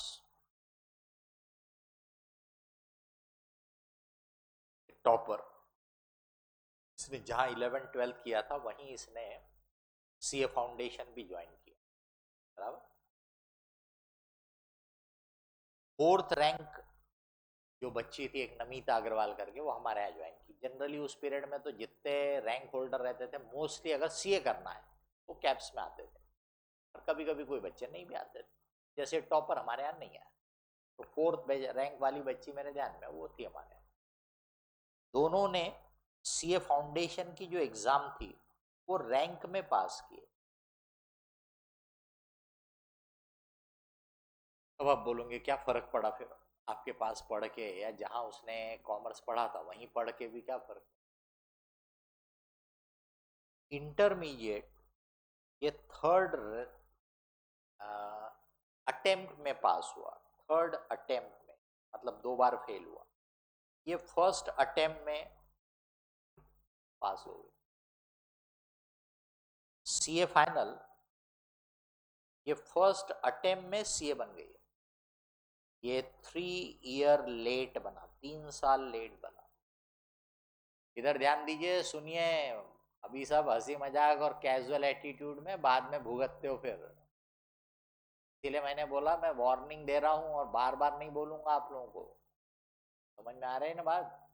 नहीं सुनोगे, नहीं फॉलो करोगे, सुनना पहला रिक्वायरमेंट रहता है, दूसरा रहता विश्वास करना, और तीसरा रहता उस पर फॉलो करना, एक्ट करना। अब सुनने में ही ध्यान नहीं रहेगा तो आगे की 2 स्टेप तो वैसे ही गायब हो गई। मेरा कुछ नहीं जाता है, जो मैं इतना खून जला रहा हूं ना, मेरे को तो फीस, कैप्स को फीस मिल गई, मेरे को भी मेरा ऑनरेडियम मिल जाएगा, ये समझ लो। लेकिन मैं टीचर हूँ, मुझे खुशी तब मिलती है जब मुझे लगता है कि मेरा पढ़ाने का एक एक बच्चा पूरा बेनिफिट ले रहा है और एक अच्छा करियर बना रहा है। मेरे से आज भी 25-30 साल पहले पढ़ाए हुए बच्चे आके मिलते हैं, पैर पड़ते हैं, मुझे बड़ा खुशी होती है। इसलिए नहीं कि पैर पड़ रहे हैं, इसलिए कि वो आज भी याद करते हैं, मुझे रिकॉग्नाइज करते हैं। वो आज भी बोलते हैं सर आपकी बताई हुई बातें आज भी हमको हमारे प्रोफेशनल लाइन में काम में आती है। समझ में आ रहा है? इसलिए जरा पहला रिक्वायरमेंट पूरा करो कि ध्यान से सुनो। तो ये 3 साल लेट बना, बताइए जिंदगी में 3 साल की कोई वैल्यू होती कि नहीं होती? अब इसके 2 साल बाद की अगेन जो टॉपर बच्ची थी वो लड़की थी, ये भी जहां इसने 11th 12th किया था वहीं इसने सीए की पढ़ाई शुरू कर दी। ये CA foundation failed 3 to 4 times. ये मैं बोर्ड की टॉपर बच्ची की बात कर रहा हूँ, हाँ, जो भी बोर्ड कहलाता ना अपना नागपुर वाला बोर्ड, ये उस 12th बोर्ड की टॉपर बच्ची के रिजल्ट की बात कर रहा हूं, फाउंडेशन की।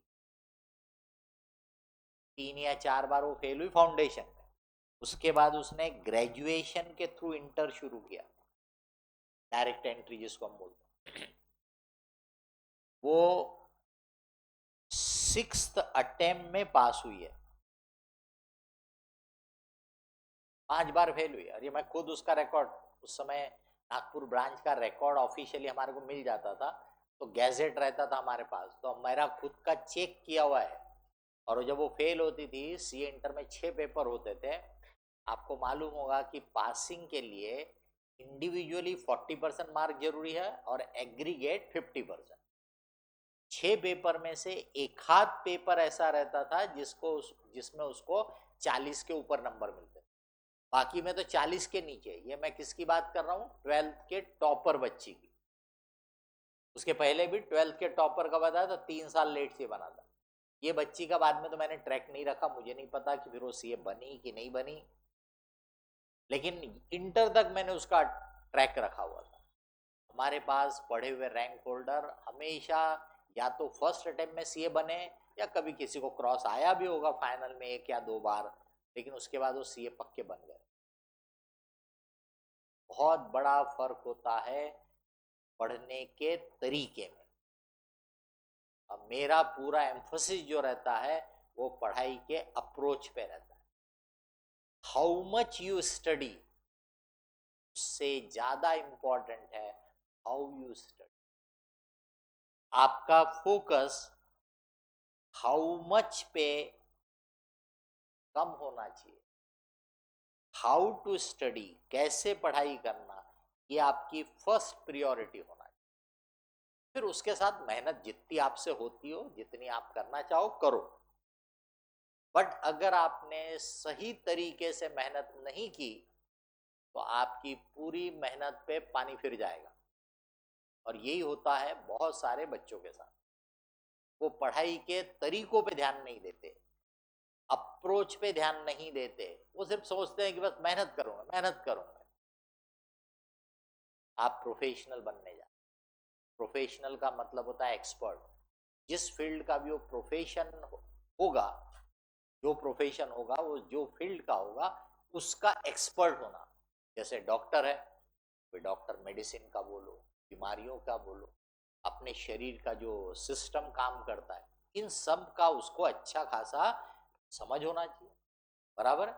अपने को यहाँ तकलीफ होती है, पर डॉक्टर साहब को समझ में आता है कि तकलीफ इसको यहाँ हो रही है, लेकिन इसका कनेक्शन कहाँ से है। बराबर।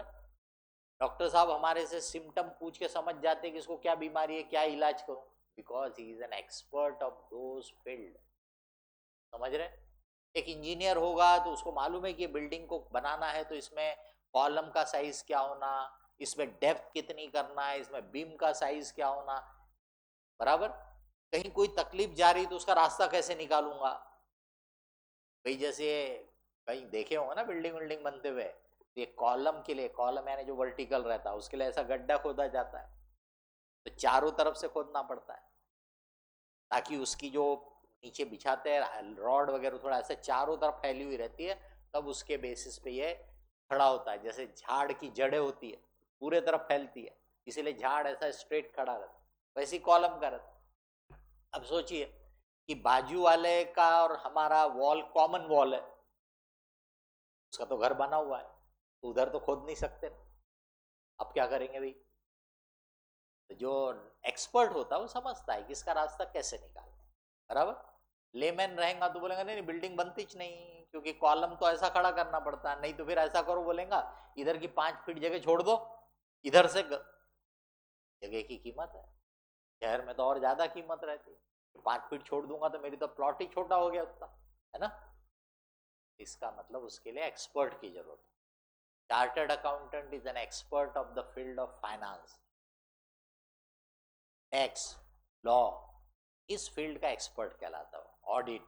बराबर। तो आपको उसका थॉरो नॉलेज होना चाहिए, थॉरो अंडरस्टैंडिंग होना चाहिए। आप क्या बनने जा रहे हैं, आपका जो कोर्स है उसका टाइटल क्या है, सीए, चार्टर्ड अकाउंटेंट। बराबर।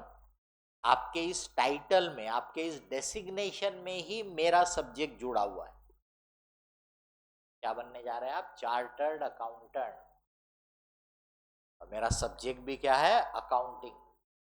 ये आपके कोर्स का, आपके करिकुलम का बैकबोन है, रीढ़ की हड्डी है। बैकबोन, रीढ़ की हड्डी समझता है ना?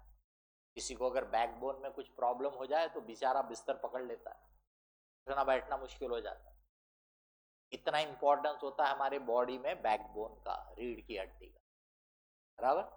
हमारी पूरी जो नर्व सिस्टम है, ब्रेन वेन के जो कनेक्शन है, वो सब नर्व सिस्टम उस रीढ़ की हड्डी से ही पास होते हैं। इसलिए उसमें कुछ भी गड़बड़ हुआ तो पूरा शरीर पैरालाइज्ड हो जाता है।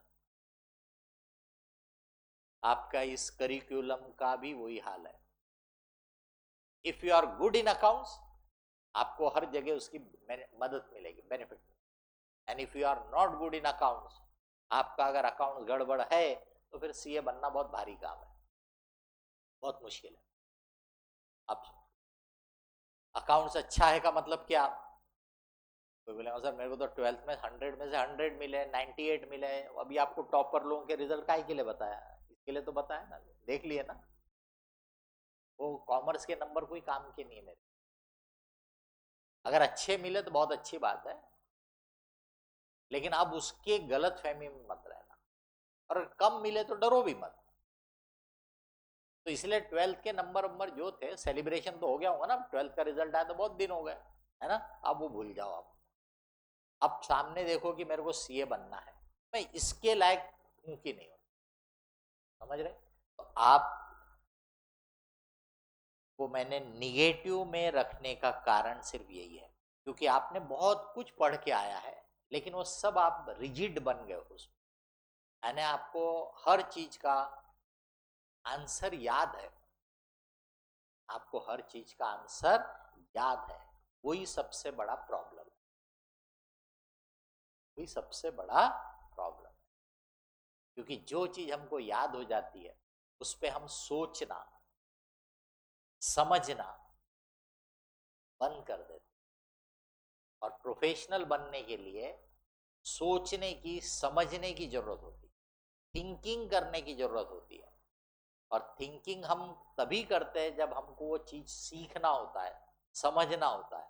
हमको अगर वो ऑलरेडी याद होंगी तो हम उस पर कुछ नहीं सोचते। तो इसलिए आपका वो जो चीजें रहती, मैं भी उस पर आऊंगा पढ़ाई के बारे में, पर इतना समझ लो कि जितना ऊपर आपको जाना होता है, उतना नीचे आपकी जड़ें मजबूत रहना चाहिए। तो आप देखते होंगे बिल्डिंगें जो बन रही, अगर वो बिल्डिंग को 3 स्टोरी बनाना होगा तो उसका जो फाउंडेशन होगा वो 3 स्टोरी को ध्यान में रख के आर्किटेक्ट, डिजाइनर प्लान करेगा। अगर वो बिल्डिंग 10 स्टोरी की होगी तो देख लेना वहां बड़ी बड़ी मशीनें लगी होंगी, खूब नीचे डेप्थ तक उन्होंने खुदाई की होगी। बराबर। क्योंकि जितना ऊपर जाना है उतना बेस भी नीचे स्ट्रांग बनाना पड़ता है। आप चार्टर्ड अकाउंटेंट बनने जा रहे हैं तो आपको भी आपका जो बेस है वो बहुत स्ट्रांग बनाना पड़ता है। ये जो फाउंडेशन है, ये बेस बनाने का समय है। समझ रहे? अगर आपका बेस वीक रह गया तो इसके ऊपर जो इमारत खड़ी होने वाली है, या तो खड़ी नहीं हो पाएगी, या तो वो बहुत वीक रहेगी। समझ रहे? थोड़ा सा फर्क है। वो जो बिल्डिंग की फाउंडेशन होता है वो पहले से प्लान करना पड़ता है, और एक बार में फाउंडेशन बनाना पड़ता है। ऐसा रहता है कि अपन ने पहले आर्किटेक्ट को बोला था 3 स्टोरी बिल्डिंग बहुत है, हम 3 लोगों के लिए, 3 भाई लोग हैं, ग्राउंड 1 2 बहुत है, बोला 3 स्टोरी की बिल्डिंग बना डाले। आर्किटेक्ट ने, इंजीनियर ने वो हिसाब से फाउंडेशन बनाया था। अब उसके बाद हम तीनों भाइयों के बच्चे हो गए, जगह कम पड़ने लगी, तो बोले इसके ऊपर और 3 स्टोरी, है ना? तो फिर बुलाओ इंजीनियर को, आर्किटेक्ट को, वो बोलो कि इसके ऊपर और 3 स्टोरी चाहिए। अब हमारे तीनों के बच्चे लोग हैं, उनके लिए भी चाहिए। आर्किटेक्ट इंजीनियर क्या बोलेंगे कि अब नहीं पॉसिबल है, इसका फाउंडेशन सपोर्ट नहीं कर सकता। आप बोल सकते क्या उनको कि पहले क्यों नहीं आपने फाउंडेशन स्ट्रांग बनाया? 3 स्टोरी बोले थे, उनने 3 स्टोरी के हिसाब से प्लान कर दिए। क्योंकि फाउंडेशन जितना डेप्थ में जाएंगे खर्चा भी तो बढ़ता है, तो बेफिजुल क्यों फाउंडेशन बड़ा बनाएंगे। तो वहां पे एक बार जो फाउंडेशन बन गया वो फिक्स हो जाता है, उसको फिर बदला नहीं जा सकता। ऐसा कर सकते क्या कि अच्छा ऊपर 3 स्टोरी और बनाना है तो नीचे फाउंडेशन भी चिंता मत करो, मैं नीचे फाउंडेशन को भी और नीचे कर दूंगा। पॉसिबल है क्या वो? लेकिन हम बिल्डिंग की तरह डेड चीज नहीं है, हम पेड़ पौधों की तरह, झाड़ की तरह लिविंग चीज है। और झाड़ या पेड़ पौधे कैसे ग्रो होता है? उसकी थोड़ी थोड़ी रूट्स नीचे निकलती है और ऊपर भी थोड़ा थोड़ा बढ़ता है, फिर ऊपर भी बढ़ रहा है, नीचे रूट उसकी, जैसे जैसे झाड़ ऊपर बढ़ता है वैसे वैसे उसकी जड़ें नीचे मजबूत होते जाती हैं। जितना पेड़ ऊंचा होगा उसकी रूट्स उतनी ज्यादा नीचे गई हुई हो, बराबर। तो हम लोग अपने आप को बिल्डिंग की बजाय प्लांट से, पौधे से ज्यादा अच्छे से कंपेयर करते हैं। आपने ये भी सुना होगा कि जैसे किसी के यहाँ मान लो रोज, गुलाब, बहुत सुंदर झाड़ लगा, यार तेरे यहाँ तो बहुत बढ़िया झाड़ लगे, मेरे को भी लगाना है। तो आपने उसके यहाँ की वो डंडी कट किए और ला के अपने यहाँ बढ़िया अच्छे से पॉट में लगा दिया, खाद पानी धूप सब दे रहे, और रोज दिन इंतजार कर रहे कि यार कभी तो ये जरा ये होगा। 15-20 दिन में पता चला वो डंडी भी सूख साख गई। क्यों? क्योंकि उसका अपना तरीका होता है, उसको लगाने का एक टेक्निकल वे होता है, बडिंग करना, ये करना। आपको उसकी आइडिया नहीं, आप लगे थे, मेहनत बहुत, खाद पानी सब दे रहे, लेकिन उसका तरीका आपको मालूम नहीं, उसकी टेक्निकलिटीज आपको मालूम नहीं। वैसी है कॉमर्स की पढ़ाई और सीए की पढ़ाई। आप मेहनत खूब कर रहे हो और वो कॉमर्स वाली मेहनत कर रहे हो जो यहाँ कुछ काम की नहीं है। इसके लिए कुछ अलग तरीके से आपको ध्यान देना है, वो हमको मालूम है क्योंकि हम इस फील्ड के हैं, बराबर। तो सिर्फ मेहनत कर लेने से कुछ नहीं होता, वो कलम सूख गई, बट उसकी बजाय आपने एक नर्सरी से रोज प्लांट लाया, छोटा सा पैकेट में होगा, क्योंकि अब जो जानकार था उसने उसके ऊपर काम करके उसको आपको डेवलप करके दिया है। अब आप बढ़िया से एक पॉट में लगाओ और उसको ध्यान देते रहो, अब देखोगे कि ऊपर झाड़ बढ़िया बढ़ रहा है, नीचे उसकी रूट भी पकड़ते जा रही है ना। मैं अभी ये जो लेक्चर दे रहा हूँ, ये समझ लो आपकी इस रूट्स को सिर्फ स्टार्ट करने का काम कर रहा हूँ। एक बार ये रूट स्टार्ट हो गई तो जैसे जैसे हम अभी पढ़ना शुरू करेंगे, हर लेक्चर के साथ आपकी ये रूट्स नीचे बढ़ती जाएगी। लेकिन ऊपर का जो ग्रोथ है, यानी जो महसूस हो, दिखे, वो आपको बिल्कुल वैसे ही जैसे वो पौधा, 15 दिन तक आपको उसमें कोई ग्रोथ नहीं दिखता, उसमें कोई डेवलपमेंट नहीं दिखता। आपको लगता है यार मैं इतना ध्यान दे रहा हूं लेकिन तो कुछ बढ़ ही नहीं रहा, बल्कि ऐसा भी हो सकता है कि उसमें जो पुरानी पत्तियां थी वो भी झड़ गई। आप बोलोगे तो और उल्टा हो रहा, क्या नहीं हो रहा, उसकी जड़ें अंदर ही अंदर अपने आप को सेटल कर रही, बराबर। और उसके बाद आपको 15-20 दिन के बाद उस पौधे में ग्रोथ दिखता है। पढ़ाई बिल्कुल वैसी है, वो 15-20 दिन तक आपको बिल्कुल पेशेंस होना, ट्रस्ट होना, विश्वास होना। नहीं तो अरे यार आज का लेक्चर तो मेरे को समझा ही नहीं, अरे भैया ये एक दिन में समझ में आ जाए ऐसा नहीं है ना ये, पर कुछ ना कुछ आपके दिमाग में गया है पर आपको महसूस नहीं हो रहा। बिल्कुल वैसे ही जैसे पौधे में ऊपर कुछ दिख नहीं रहा बट नीचे उसकी जड़ें धीरे धीरे धीरे धीरे 2-3 दिन के बाद से वो काम करना शुरू कर देती है, अंदर ही अंदर अपने आप को बराबर फैला रही है। इस सब्जेक्ट का आपका आइडिया भी धीरे धीरे अंदर बन रहा है और ऊपर से महसूस नहीं हो रहा। 15-20 दिन के बाद फिर आपको महसूस होने लगेगा, फिर आप बोलेंगे हाँ अब यार थोड़ा सा समझ में आने लगा, बराबर। उसके और 15-20 दिन के बाद आप बोलोगे अरे यार आप तो बड़े जल्दी समझ में आने लगा। का मतलब बिल्कुल वो पौधे की तरह है, ऊपर का उसका ग्रोथ पहले बिल्कुल दिखेगा नहीं, फिर थोड़ा थोड़ा दिखेगा, फिर फास्ट दिखने लगेगा, और फिर देखोगे आपको बढ़िया, तो बढ़िया फूल फूल सब बढ़िया लगने लगेगा। आपकी पढ़ाई भी वैसी, उतना पेशेंस रखोगे तो आप बराबर ये होगे, बराबर। और अगर आपने उस बीच में या तो ढील डाल दी, निग्लेक्ट करने लगे, या तो ओवर कॉन्फिडेंट हो गए, क्योंकि बुरा तो बड़े जल्दी लगता है, मेरी कुछ बातों का ही बुरा लगे होगा, है ना। अब बताओ मेरे को कि मेरी आपसे कोई दुश्मनी है क्या? बल्कि मेरे लिए तो भाई आप लोग मेरे पास आए हो। मैं हमेशा बोलता हूँ, एक टीचर टीचर बनता है अपने स्टूडेंट की बदौलत। मैं टीचर इसीलिए हूं क्योंकि आप मेरे स्टूडेंट हो। अगर मेरे पास कोई पढ़ने ही नहीं आता तो मैं टीचर कहाँ का बनता था? एक टीचर को सक्सेसफुल टीचर तभी बोला जाता है जब उसके स्टूडेंट सक्सेसफुल होते हैं। तो भाई मेरा तो नाम, मेरा फेम, वो सब आप ही लोगों की बदौलत आता है। क्या मैं आपका बुरा सोच सकता हूँ क्या? बट मैं क्लियर टॉक करने में बिलीव करता हूँ। I don't believe in goody goody talk. कि आपको खुश करने के लिए नहीं आया मैं यहाँ, समझ रहे? आप एक करियर बनाने का डिसीजन लिए हो, उसकी मदद के लिए आप मेरे पास आए हो। मेरा काम है आपको सही राह दिखाना, समझ रहे? मैं आपको खुश करने के लिए नहीं आया हूं, मैं आपको एंटरटेन करने के लिए नहीं आया हूं। इसलिए मेरा अप्रोच बिल्कुल क्लियर है। जो आपके करियर बनाने के लिए सही चीज है मैं वो बोलूंगा, मैं करूंगा। जो चीज गलत है मैं उस पर टोकूंगा, बराबर? तो आप अपने आप को इससे कंपेयर करो, विल पावर रखो। Where there is will there is a way, कहावत है ना। जहां आपके मन में इच्छा हो तो रास्ता भी निकलता। बिल्कुल आप में विल पावर होना चाहिए। उसके साथ आप में सिंसियरिटी भी होना चाहिए, रेगुलरिटी होना चाहिए। सिंसियर बच्चा जो रहेगा ना वो अपने आप रेगुलर भी हो जाता है। तो सिंसियरिटी होना चाहिए। आपको अपने पेरेंट्स के प्रति कितना ट्रस्ट है, या बोलो लगाव है, या चिंता है, वो भी बहुत असर करती है। मेरे को पता है कि मैंने पढ़ाई कैसे किया।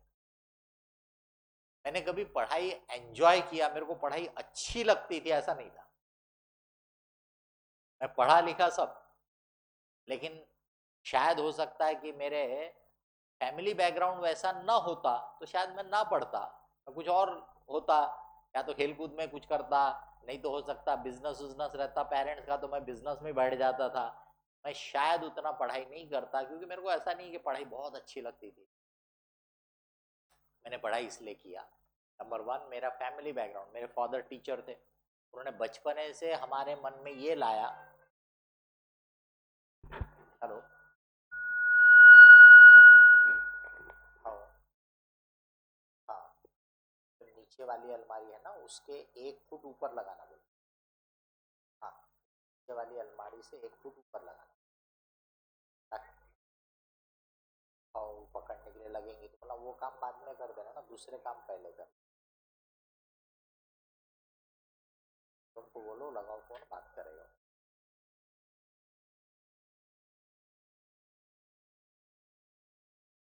बोलो श्योर। उसका वो अंदर की ओर दरवाजा बंद रहता नहीं, बाजू वाला देखना, दूसरा वाला इसी में तो अटक रहता है। मम्मी वाले नहीं, बाजू वाले में शायद अटक। तो फोन कर दो आएगी। हाँ क्लास में।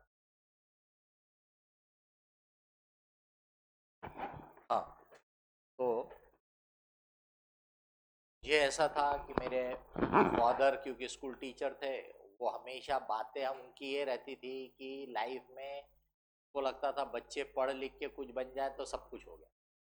तो इसीलिए वो मन में वो चीज़ थी कि नहीं पढ़ना है। बड़े भाई इंजीनियर थे, सिस्टर वगैरह भी कॉलेज में अच्छा कर रहे थे, तो ऐसा लगता था अगर अपन फेल होंगे तो ये लोग अपने फ्रेंड्स वगैरह में कैसे बताएंगे इनका छोटा भाई फेल हो गया करके। मतलब इन चीज़ों की वजह से ऐसा लगता था नहीं पढ़ाई करना चाहिए। तो जितनी देर पढ़ाई करते थे ईमानदारी से कर, मन लगाने की कोशिश करते थे।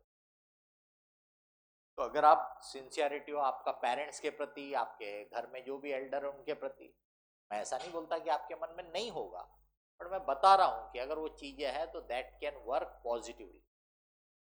अगर कोई बच्चा रहता हो मम्मी पापा से बिल्कुल नाराजी चलती रहती, जो भी कारण हो, मैं उस पर नहीं जाता, मैं तो वो अलग चला जाएगा डायरेक्शन। लेकिन वो मन में मम्मी पापा से ही बहुत गुस्सा चल रहा है, तो फिर वो कैसे, कहीं से तो आपको कुछ इंस्पिरेशन मिलना चाहिए, कुछ पॉजिटिविटी मिलना चाहिए। थोड़ा सा उस एंगल से देखो आप, ठीक है? अगर ये चीज़ों में आप ध्यान दोगे तो आपको डेफिनेटली एक सक्सेसफुल और अच्छा सीए बनने से कोई रोक नहीं सकता। अब आ जाते हैं आपका एम या ऑब्जेक्टिव।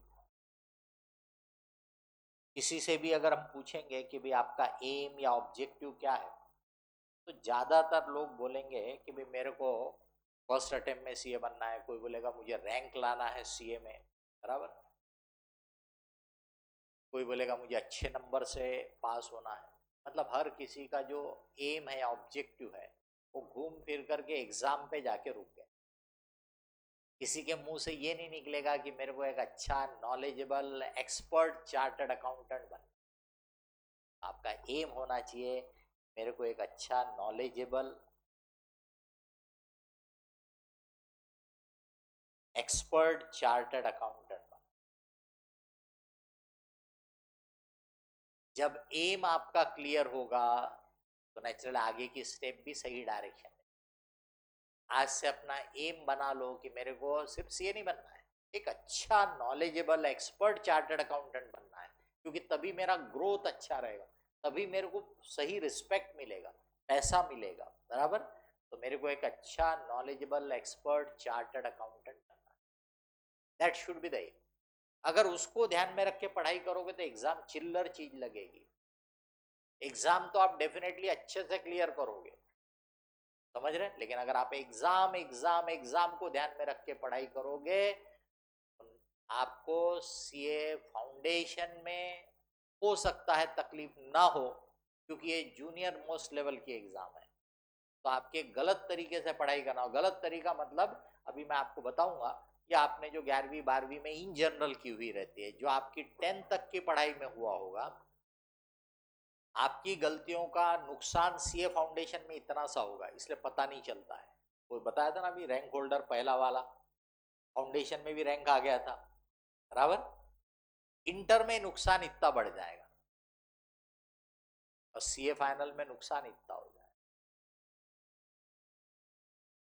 अगर आपका अप्रोच सही है तो सीए फाउंडेशन में बेनिफिट इतना है, पता नहीं चलेगा। जो गलत तरीके से पढ़ रहा था उसने भी उतने ही नंबर स्कोर कर लिए, और इसने बिल्कुल सही तरीके से पढ़ रहा था, इसको भी उतने ही मिले, क्योंकि ये जूनियर मोस्ट लेवल की एग्जाम है। लेकिन इसने बेस बनाने का काम कर दिया है, इसकी जड़ें मजबूत बन चुकी है, उसकी नहीं है। इसलिए इंटरमीडिएट लेवल में अब इसको बेनिफिट इतना मिलने वाला है, उसको नहीं मिलने वाला। और सीए फाइनल लेवल में इसको बेनिफिट इतना मिलने वाला है, ध्यान दीजिए। बेनिफिट भी ऐसे बढ़ेगा अगर आपका रास्ता सही होगा, तो आपका फाउंडेशन की सही शुरुआत हो गई होगी। फाउंडेशन दिन पे दिन स्ट्रांग होता जाएगा, बिकॉज हम बिल्डिंग की तरह डेड नहीं है, हम झाड़ पेड़ पौधों की तरह लिविंग चीज है।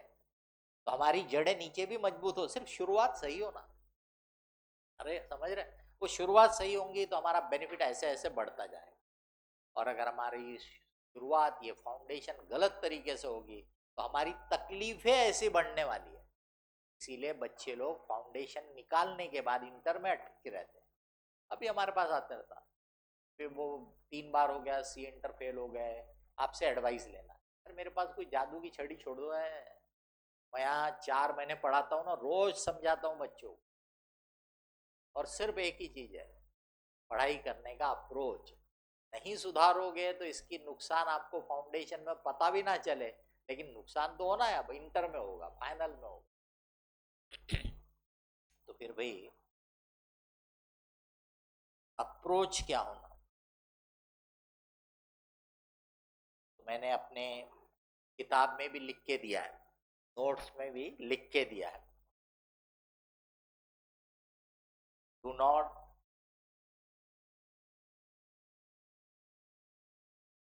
Memorise anything. आप लोगों को क्लास के टाइमिंग्स मालूम है, टाइम पे आना, टाइम पे क्लास से जाना, ये आपकी जिम्मेदारी है, मेरे से पूछने की जरूरत नहीं है, मैं इन जनरल किसी को रोकूंगा नहीं। लेकिन आप अगर कभी भी क्लास में से बाहर जाओगे तो नेचुरल लेक्चर तो रुकने वाला है नहीं, मैं तो आगे बढ़ूंगा, यू विल बी मिसिंग। उतनी समझ आपको खुद को होना चाहिए, बराबर। फिर आपके कॉल आए कि अर्जेंट कॉल आए, वो आप जानो। मैंने आपको बताया मैं बिल्कुल स्ट्रेट टॉक करता हूँ, मैं यहाँ पढ़ाना नहीं रोकने वाला हूँ। आप क्लास से बाहर गए, 5 मिनट आप फोन अटेंड करके भी आए, 5 मिनट में मैं तो आपको आगे बढ़ चुका हूँगा, और आप 5 मिनट में जो बातें करके आए होंगे अभी अगले 10 मिनट तक आपके दिमाग में वो घूमने वाले। तो आपको सीए बनना है कि आपको कॉल अटेंड करना है, ये सब आपने डिसाइड करने का। अब आप समझदार हो गए हो, मैच्योर्ड हो गए हो, अच्छा बुरा आपको समझना चाहिए। जिसको अपना अच्छा बुरा नहीं समझता है वो कोई काम का प्रोफेशनल नहीं बन सकता, क्योंकि प्रोफेशनल को दूसरे लोग ट्रस्ट करते हैं, विश्वास से उसके पास आते हैं, तो उसको उस काबिल बनना चाहिए। जिसको अपना खुद का भला बुरा नहीं समझता वो दुनिया की दूसरों के क्या फिक्र कर लेगा। तो इसलिए ये ध्यान में रखने का। मैं नहीं बोलूंगा, मैं नहीं टोकूंगा, लेकिन इसका मतलब ये नहीं कि आपका नुकसान नहीं हो रहा। आपको क्लास शुरू होने के पहले क्लास में रहना चाहिए, और क्लास में जब तक मैंने माइक उतारा नहीं तब तक मेरी क्लास चालू है, तब तक आपका ध्यान सिर्फ और सिर्फ सामने होना चाहिए। 1% भी इधर से उधर डाइवर्ट नहीं होना चाहिए। मोबाइल बिल्कुल साइलेंस मोड में रहना चाहिए, वाइब्रेशन मोड में भी मत रखो, क्योंकि वाइब्रेशन बजा कि आपको वो ध्यान में आता है किसका आया, फिर आप वही सोचने लगते हो। बराबर, यानी आपका क्लास में से ध्यान हट जाता है। जितना आप कंसंट्रेशन अपना यहाँ स्ट्रांग रखोगे उतना आपके लिए चीजें आसान हो। Do not memorise anything, try to understand everything. ये स्लोगन पे काम करो और आपका पढ़ाई का अप्रोच बिल्कुल क्लियर हो जाए।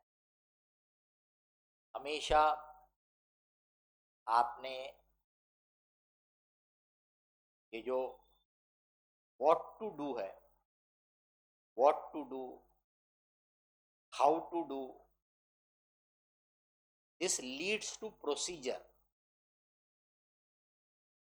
And procedure leads to memorising. तो अगर आपका फोकस क्या करना, कैसे करना, इस पे रहेगा तो आप सिर्फ याद करने वाले।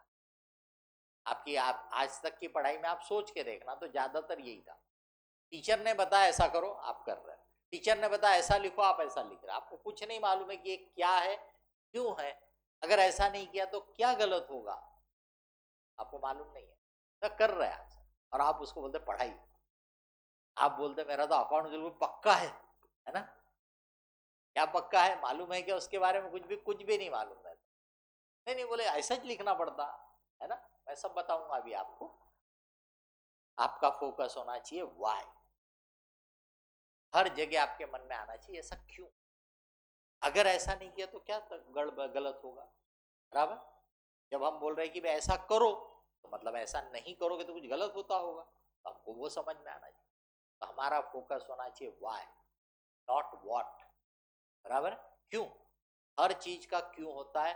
आप अगर वो समझ गए तो उसमें जब वेरिएशन होगा, उसमें जब ट्विस्ट होगा, उसमें जब पेपर सेटर जरा कॉम्प्लिकेशन डालेगा तो आप टैकल कर लोगे। बट आपको अगर सिर्फ प्रोसीजर मालूम होगी तो जैसा आपने याद किया था अगर एग्जैक्ट वैसा पूछा तो शायद आप लिख पाओगे, वरना आप गड़बड़ हो जाओगे, कंफ्यूज हो जाओगे। एम, ऑब्जेक्टिव और अप्रोच के बाद आपका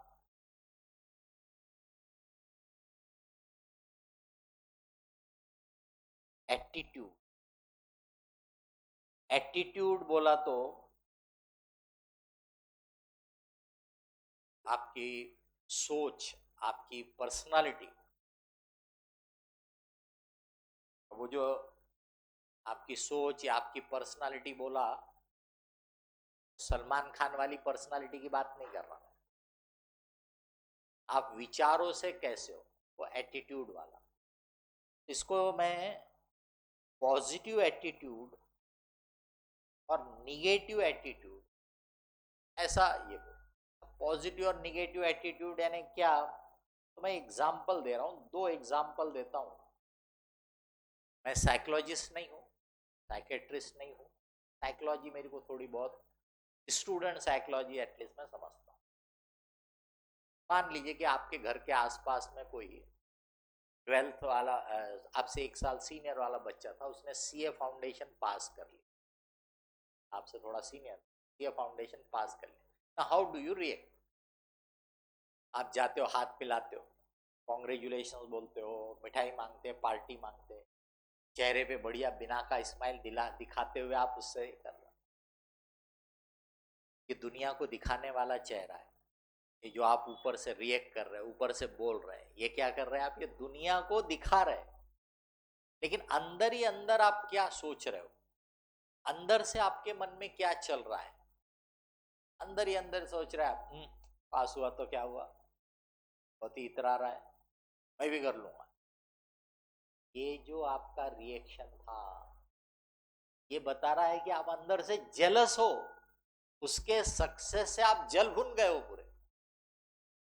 ये निगेटिव एटीट्यूड। ये क्या है? Negative attitude. आप उसके खुशी में नहीं हो, आप उसके सक्सेस से खुश नहीं हो, तो ऐसे में आप उससे इंस्पायर कहां होगे? आप उसको अपना रोल मॉडल कहां बनाओगे? आप तो, और वो जो करता होगा वो सिंसियर होगा ना, जानते बोले बहुत ही पढ़ंतरू है, दिन भर पढ़ता रहता ऐसा करोगे, यानी आप उसकी कोई अच्छी क्वालिटी को अपने में लेने की कोशिश नहीं करोगे। सिर्फ क्या वजह थी? बिकॉज आप में निगेटिविटी है। समझ रहे? आप एक अच्छे एटीट्यूड, अच्छी सोच के इंसान नहीं हो। लेकिन वहीं दूसरा रहता है, वो कैसे रिएक्ट करता है? तो वो सही में मन से खुश हो रहा है, यार यार कितना अच्छा किया इनने, यानी देखिए वो शब्दों में ही उसके मन में भी वो पॉजिटिविटी आ रही है, कितना अच्छा किए। यानी वो उनको अपना रोल मॉडल बनाएगा, उनको अपना आदर्श बनाएगा। तो नेचुरल पूछेगा, भैया मेरे को थोड़ा आइडिया दो ना, कैसे पढ़ाई करूं, क्या करूं। मतलब उससे वो सीखने की कोशिश करेगा। वो देखेगा अरे वो भैया बड़े सिंसियर है, तो उसमें भी सिंसियरिटी आने लगेगी। बराबर? यानी वो हर चीज में उनसे कुछ ना कुछ सीखेगा। अच्छे लोगों से अच्छी चीजें ही सीखोगे, और अच्छी चीजें सीखोगे तो आप भी अच्छे ही बने। दूसरा एग्जाम्पल, फिर आगे बढ़ जाएंगे।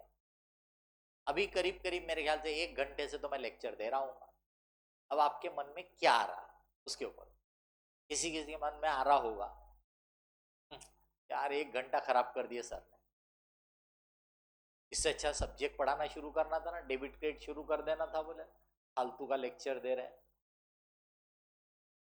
मेरा क्वालिफिकेशन, मेरा बैकग्राउंड, मेरा एक्सपीरियंस देखने के बाद भी how can you dare to think like this?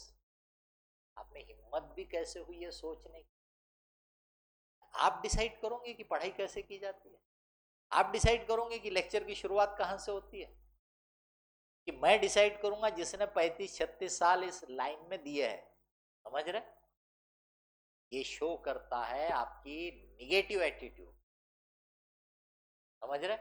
वहीं दूसरा स्टूडेंट होगा, वो ध्यान से सुन रहा है, उसको लग रहा है बड़ा सर अलग अलग चीजें बोल रहा है, क्या बोल रहा है, उसको कुछ चीजें अच्छी लग रही हो ना लग रही हो, लेकिन वो पूरा ध्यान से सुन रहा है। यार सुन तो लेता हूँ क्या बोल रहा है, फिर देखूंगा कि क्या कैसे करना है।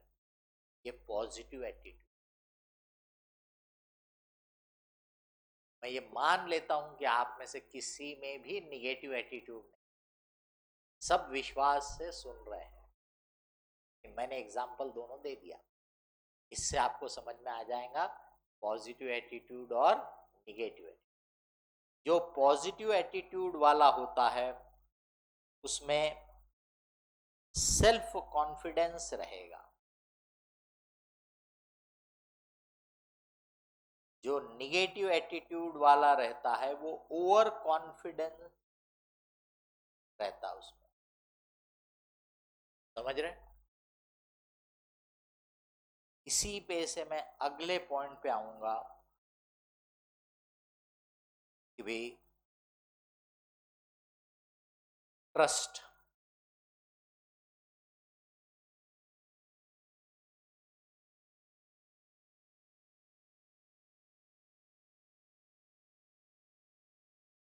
Trust yourself. अपने आप पे विश्वास करो कि you can do it, you will do it. बराबर? अपने पे विश्वास होना भी बहुत जरूरी है। बहुत बार बच्चे डर जाते हैं, इधर उधर से सुनते रहते हैं, उनके दिमाग में वही हावी रहता है। डिफिकल्ट है, टफ है, क्योंकि इसको वैल्यू है। तो सोचना चाहिए कोई भी वैल्यूएबल चीज के लिए तकलीफ तो उठाना पड़ता है, तभी तो वो वैल्यूएबल चीज मिलेगी मेरे को। बराबर?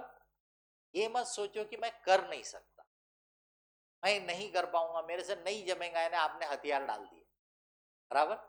यानी मैच खेलने के पहले ग्राउंड में देखा यार टीम तो बड़ी सॉलिड दिख रही है अपोजिशन वाली, तो ग्राउंड में अंदर ही नहीं घुसे, बाहर से अंपायर को बोला हमने वॉक ओवर दे दिया, वो जीत गए हम हार गए, ऐसे बनोगे?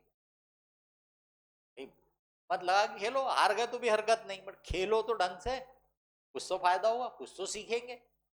ऐसा ही है कि अपने पे विश्वास करो, trust yourself, have self confidence कि I can do it and I will do it. बराबर। रास्ता सही दिखाना वो हमारी जिम्मेदारी, बट चलना आपको है। समझ रहे? हम रास्ता आपको 100% सही दिखा रहे हैं ये बता सकता हूँ, उसमें आपको कुछ भी तकलीफ नहीं जाएगी, लेकिन आप उस रास्ते पे चलो। इसीलिए ट्रस्ट अस, हमारे पास पढ़ने आए हो, हम पे विश्वास करो। कि ट्रस्ट बहुत इंपॉर्टेंट चीज, अगर आप विश्वास करोगे तो आपका क्लास में कंसंट्रेशन भी बढ़ेगा। आप विश्वास करोगे तो आपका ध्यान क्लास में बराबर हमारे ऊपर रहेगा, हमारी बातों को ईमानदारी से सुनोगे, इधर उधर ध्यान भटकेगा नहीं। सुनने के बाद उसके ऊपर आपका विश्वास भी होगा, क्योंकि आप हम पे विश्वास करते हो इसलिए हमारी बात पे विश्वास करोगे। और आप जब हमारी बात पे विश्वास करोगे तो डेफिनेटली कोशिश करोगे कि यार मैं ये करूंगा। आज नहीं कर पाया तो मन में रहेगा यार यार आज सर ने बोले थे मैं नहीं कर पाया, पर मन में आया तो अगले दिन कोशिश करोगे। बराबर। इसीलिए ट्रस्ट अस, ये विश्वास बहुत जरूरी है। बराबर। विश्वास करोगे तो ऑटोमेटिकली बहुत सारी चीजें पॉजिटिव डायरेक्शन में काम करने लगेगी। बाकी तो मैंने आपको शुरू के पार्ट में बताया ही है कि आपको हिम्मत हारना नहीं है। शुरू में कोई भी चीज सीखने में थोड़ा सा समय लगता है, बट आप अगर उसमें लगे रहोगे, कॉन्फिडेंटली भिड़े रहोगे, तो कोई तकलीफ नहीं जाएगी, कोई प्रॉब्लम नहीं है।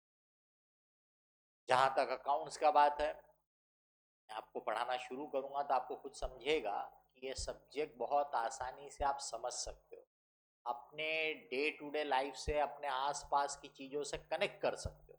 बराबर। उसको उसी तरीके से अपने को पढ़ना है ये।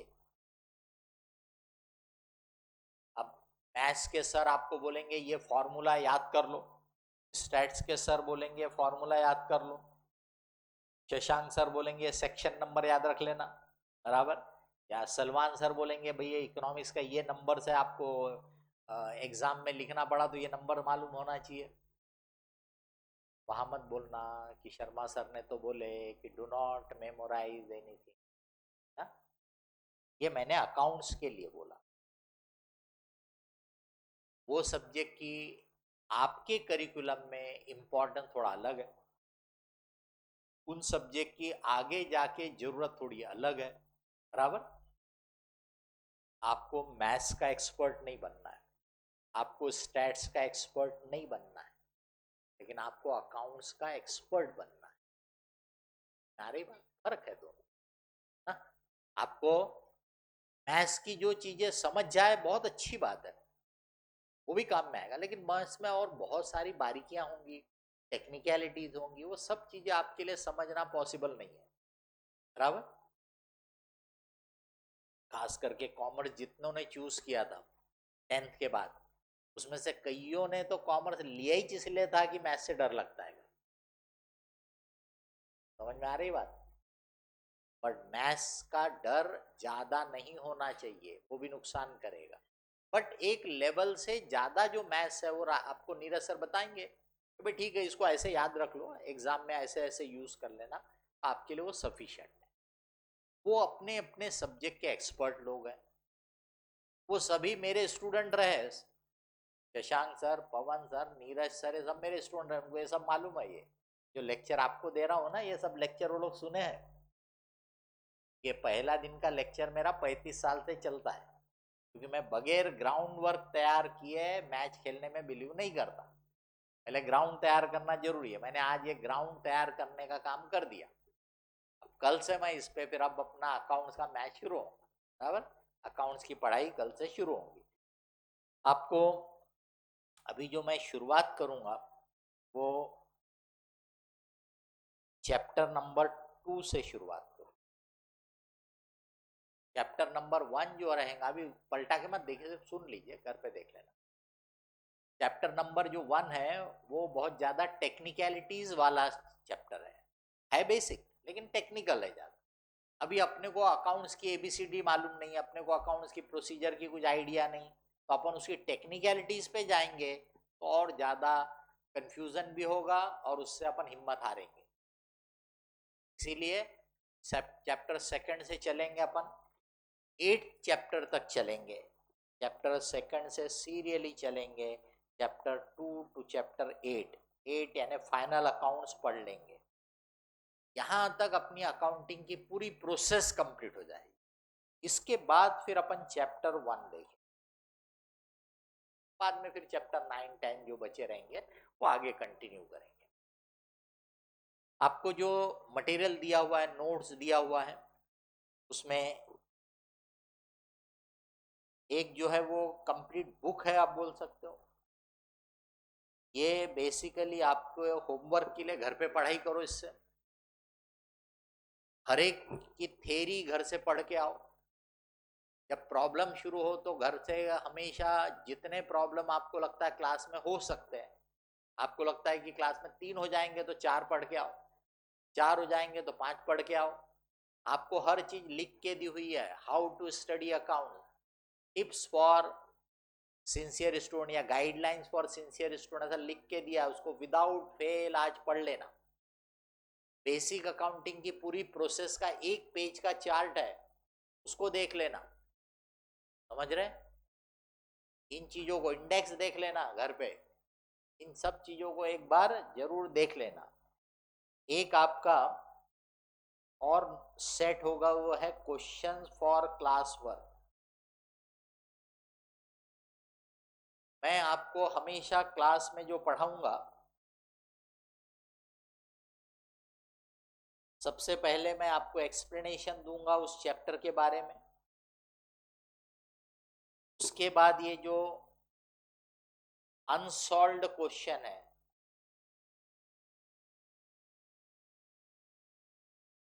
अनसॉल्व्ड क्वेश्चन जो है, यानी कि जो ये क्वेश्चन फॉर क्लास वर्क में है, ये मैं सॉल्व करूंगा विथ एक्सप्लेनेशन। आपको घर पे क्या करने का है, तो घर पे आप थ्योरी पढ़ के आओ कोई भी चैप्टर की पहले से, जो सॉल्व्ड क्वेश्चन दिए हुए हैं, इलस्ट्रेशन दिए हुए हैं आपकी किताब में, उनको स्टडी करो। सॉल्व क्वेश्चन को आप घर पे सॉल्व करो। सॉल्व है मतलब सॉल्यूशन दिया है, उससे कंपेयर करो। कोई डिफिकल्टी जाएगी तो बताओ। क्वेरी कैसे पूछने का, जब भी मैं क्लास में बोलूंगा एनी क्वेश्चन, मैं हमेशा कुछ पार्ट बताऊंगा उसके बाद बोलूंगा एनी क्वेश्चन, आप क्लास में पूछो। बराबर? तो आप क्लास में क्वेश्चन पूछो जब भी आपको हम मौका देंगे तब। अब मैंने कोई चीज समझाना शुरू किया और आपने हाथ उठाए, तो मैं इधर देखना बंद कर दूंगा, मैं इधर देख के पढ़ाऊंगा। अच्छा, वो पार्ट मेरा हुआ कि फिर मैं पढ़ लूंगा, अच्छा बोलो कि कुछ पूछना था आपको, फिर आप बोलेंगे नहीं सर हो गया। तब क्या था कि उसकी आगे कवर होने वाली थी, थोड़ा पेशेंस तो रखो। मेरे मुंह से एक सेंटेंस में सब थोड़ा निकलने वाला, एक पोर्शन मेरे को बोल लेने दो, उसके बाद उसमें कुछ पूछो तो फिर बात रहती है उसमें। ठीक है, तो आपको क्वेश्चन पूछने के लिए मैं हमेशा क्लास में मौका दूंगा, आप पूछो। चिट लिख करके आप पूछ सकते हो।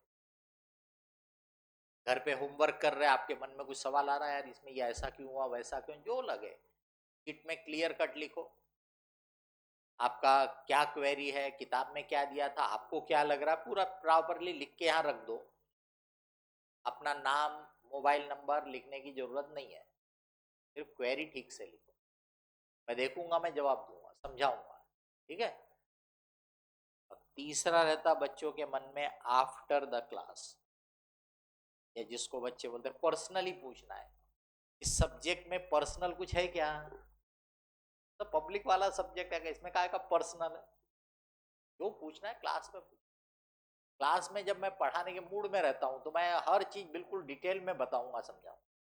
अब जैसे ही मैंने माइक उतारा, मैं भी थक गया हूँ, मेरे को भी ब्रेक में चाय वाय पीना है, फिर अगला लेक्चर लेने जाना है। मेरे पास टाइम कहाँ है, मैं रुक नहीं सकता यहाँ पे, मेरे को अगले लेक्चर के लिए जाना है, नहीं तो वो लेक्चर मेरा डिले होगा। तो इसलिए क्लास के बाद वाला चक्कर ही मत रखो। कोई पर्सनल आपको, आपकी कोई लाइफ से रिलेटेड आपकी और कोई पर्सनल इश्यूज हो जिसमें आपको लगता हो कि भाई हमारी मदद लेना, तो मिलो पर्सनली, अलग से मिल लो उसके लिए।